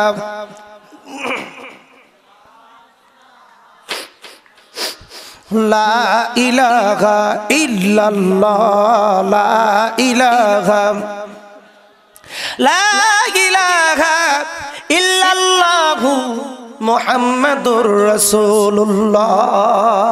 সকলে পড়ে নিন সাল্লাল্লাহু আলাইহি ওয়াসাল্লাম। ভালো করে খেয়াল করবেন ভাইজান, এবার সন্ধ্যা ঘনিয়ে আসতেছে। আবু যর গেফারি প্রস্তুতি নিয়ে এবার মৃত্যুদণ্ড তার উপর কার্যকরী করার জন্য অলরেডি, জোরে বলবেন একটু সুবহানাল্লাহ, রেডি হয়েছে। এবার মৃত্যুদণ্ড কার্যকর করা হবে। সন্ধ্যা ঘনিয়ে আসতেছে। দেখা গেল মরুভূমির ভিতর দিয়া ধুলা উড়াইয়া একটা দ্রুতগামী ঘোড়া যেন মসজিদুল নববীর দিকে দ্রুত বেগে চলে আসতেছে। একটু মারহাবা বলবেন না ভাই? আরো জোরে করলে একটু মারহাবা। ঘোড়া যখন আসতেছে, হঠাৎ করে কে যেন ডাক দিয়ে বলল, ও আমিরুল মুমিনিন। কে যেন দ্রুতগামী ঘোড়া নিয়ে আমাদের এদিকে অগ্রসর হচ্ছিলাম। বলতে দাঁড়িয়ে ভাই হঠাৎ করে ওই ঘোড়াওয়ালাটি চলে আসলো। দেখা গেল যেই মৃত্যুদণ্ড আসামি, রায়কৃত আসামি হযরত আব্দুল্লাহ, এই আব্দুল্লাহ এবার ওই আমিরুল মুমিনিনের কাছে এসে উপস্থিত হয়ে গেল। হযরত আব্দুল্লাহ এবার নামলো ঘোড়ার উপর থেকে নেমে এবার ডাকতে বললো, আমিরুল মুমিনিন আমার ভুল হয়েছে, আমি অনেকটা দেরি করে ফেলেছি। ও হুজুর আর দেরি নয়, তাড়াতাড়ি আমার উপর মৃত্যুদণ্ড রায় কার্যকর করুন। হযরত আমার ডাক দিয়ে বলল, আব্দুল্লাহ রে, তোমার কি জানের ভিতরে একটু দয়া মায়া আসে নাই? মৃত্যুর ভয় কি তোমার জানের মধ্যে আসে নাই? এ আব্দুল্লাহ, নিজের জীবন বিসর্জন করার জন্য তুমি চলে আসলে, তোমার কি জানের মায়া নেই? তোমার কি মনের মায়া নেই? শরীরের মায়া কি নাই? এই আব্দুল্লাহ ডাক দিয়ে বলল, আমিরুল মুমিনিন আমি কিসের জানের মায়া করব, কিসের আমার দেহের মায়া করব? ও হুজুর, আমি যদি জানের মায়া করে আমি যদি পালায়া থাকি, কাল কিয়ামতের ময়দানে আমার আল্লাহ যদি ডাক দিয়ে বলে, আব্দুল্লাহ রে, তুমি একজনকে হত্যা করেছিলা আর তার পরিবর্তে তোমার রায় হয়েছিল মৃত্যুদণ্ড। এ আব্দুল্লাহ, তোমার পরিবর্তে নির্দোষী একটা আল্লাহর নবীর জলিল কদর সাহাবী সে নিজের জীবন দিয়েছে। আব্দুল্লাহ রে, আয় রে আয় আব্দুল্লাহ, আর যা তুই বিনি হিসেবে আমার জাহান্নামে চলে যা। একজনের পরিবর্তে আর একজনকে মৃত্যুদণ্ড দেওয়া যাবে না। ইসলামের আইন আছে না নাই? কথা বলেন না কা ভাই, কষ্ট লাগতেছে নাকি? এমন রায় আছে, একজনের ফল আর একজনকে দেওয়া যাবে, একজনের দোষ আর একজনের ঘাড়ের উপর চাপানো যাবে কখনোই না। আমাদের দেশে একটা দোষ আছে ভাই, একজন আলেম যদি কোনো মতে একটু ভুল করে, কারণ আলেম তো সেও তো একজন মানুষ, আর আমরা বলি হুজুররাই খারাপ। কননি ভাই, কন নাকি ভাই? এক টুপিওয়ালা দোষ করলে সব টুপিওয়ালাকে এক সেটে বসায়। আওয়ামী লীগের একটা কর্মী যদি দোষ করে, পুরো আওয়ামী লীগ দলের কর্মীদেরকে এক বাক্যে সবাইকে বলে। বিএনপির দলের একজন কর্মী যদি অপরাধ করে সবাইকে একসাথে বলে। কিন্তু ইসলাম বলতেছে একজনের অপরাধ আর একজনের ঘাড়ে চাপায়া দেওয়া যাবে। যারা চাপাইয়া দিবে বুঝবেন ওরা হলে কাপুরুষ। কতক্ষণ এরকম কাপুরুষ আমার বাংলার জমিনে আছে না নাই? কথা বলেন আছে না নাই? আবে সালমান বন্ধুগণ, হযরত তোমার ডাক দিল, আব্দুল্লাহ রে, তোমার দিলে কি তোমার জানের মায়া নাই? তোমার কি মৃত্যুর ভয় নাই? আব্দুল্লাহ ডাক দিয়ে বলতে, হুজুর না হুজুর না, আমার জানের মায়া নাই, আমার মৃত্যুর ভয় নাই, আমি আমার অন্তরের মধ্যে ভয় করেছি কাকে? আরো জোরে বলুন কাকে? আমার আল্লাহ রাব্বুল আলামিন ডাক দিয়ে বলেছে ইল্লামাতুশা রাব্বিকা লাশাদীদ। আল্লাহ বলে বান্দারে তোমার রবের কত বড় পাকড়াও তুমি কি জানো? তুমি কি খেয়াল করেছো তোমার রবের কত বড় পাকড়াও? তার মানে আল্লাহর বড় পাকড়াও আছে, সেই আল্লাহকে ভয় করা দরকার আছে না নাই? আরো জোরে বলুন দরকার আছে না নাই? সেই আল্লাহকে কারা কারা ভয় করবো? তো হাত আল্লাহকে দেখা তাকবীর দেয় না।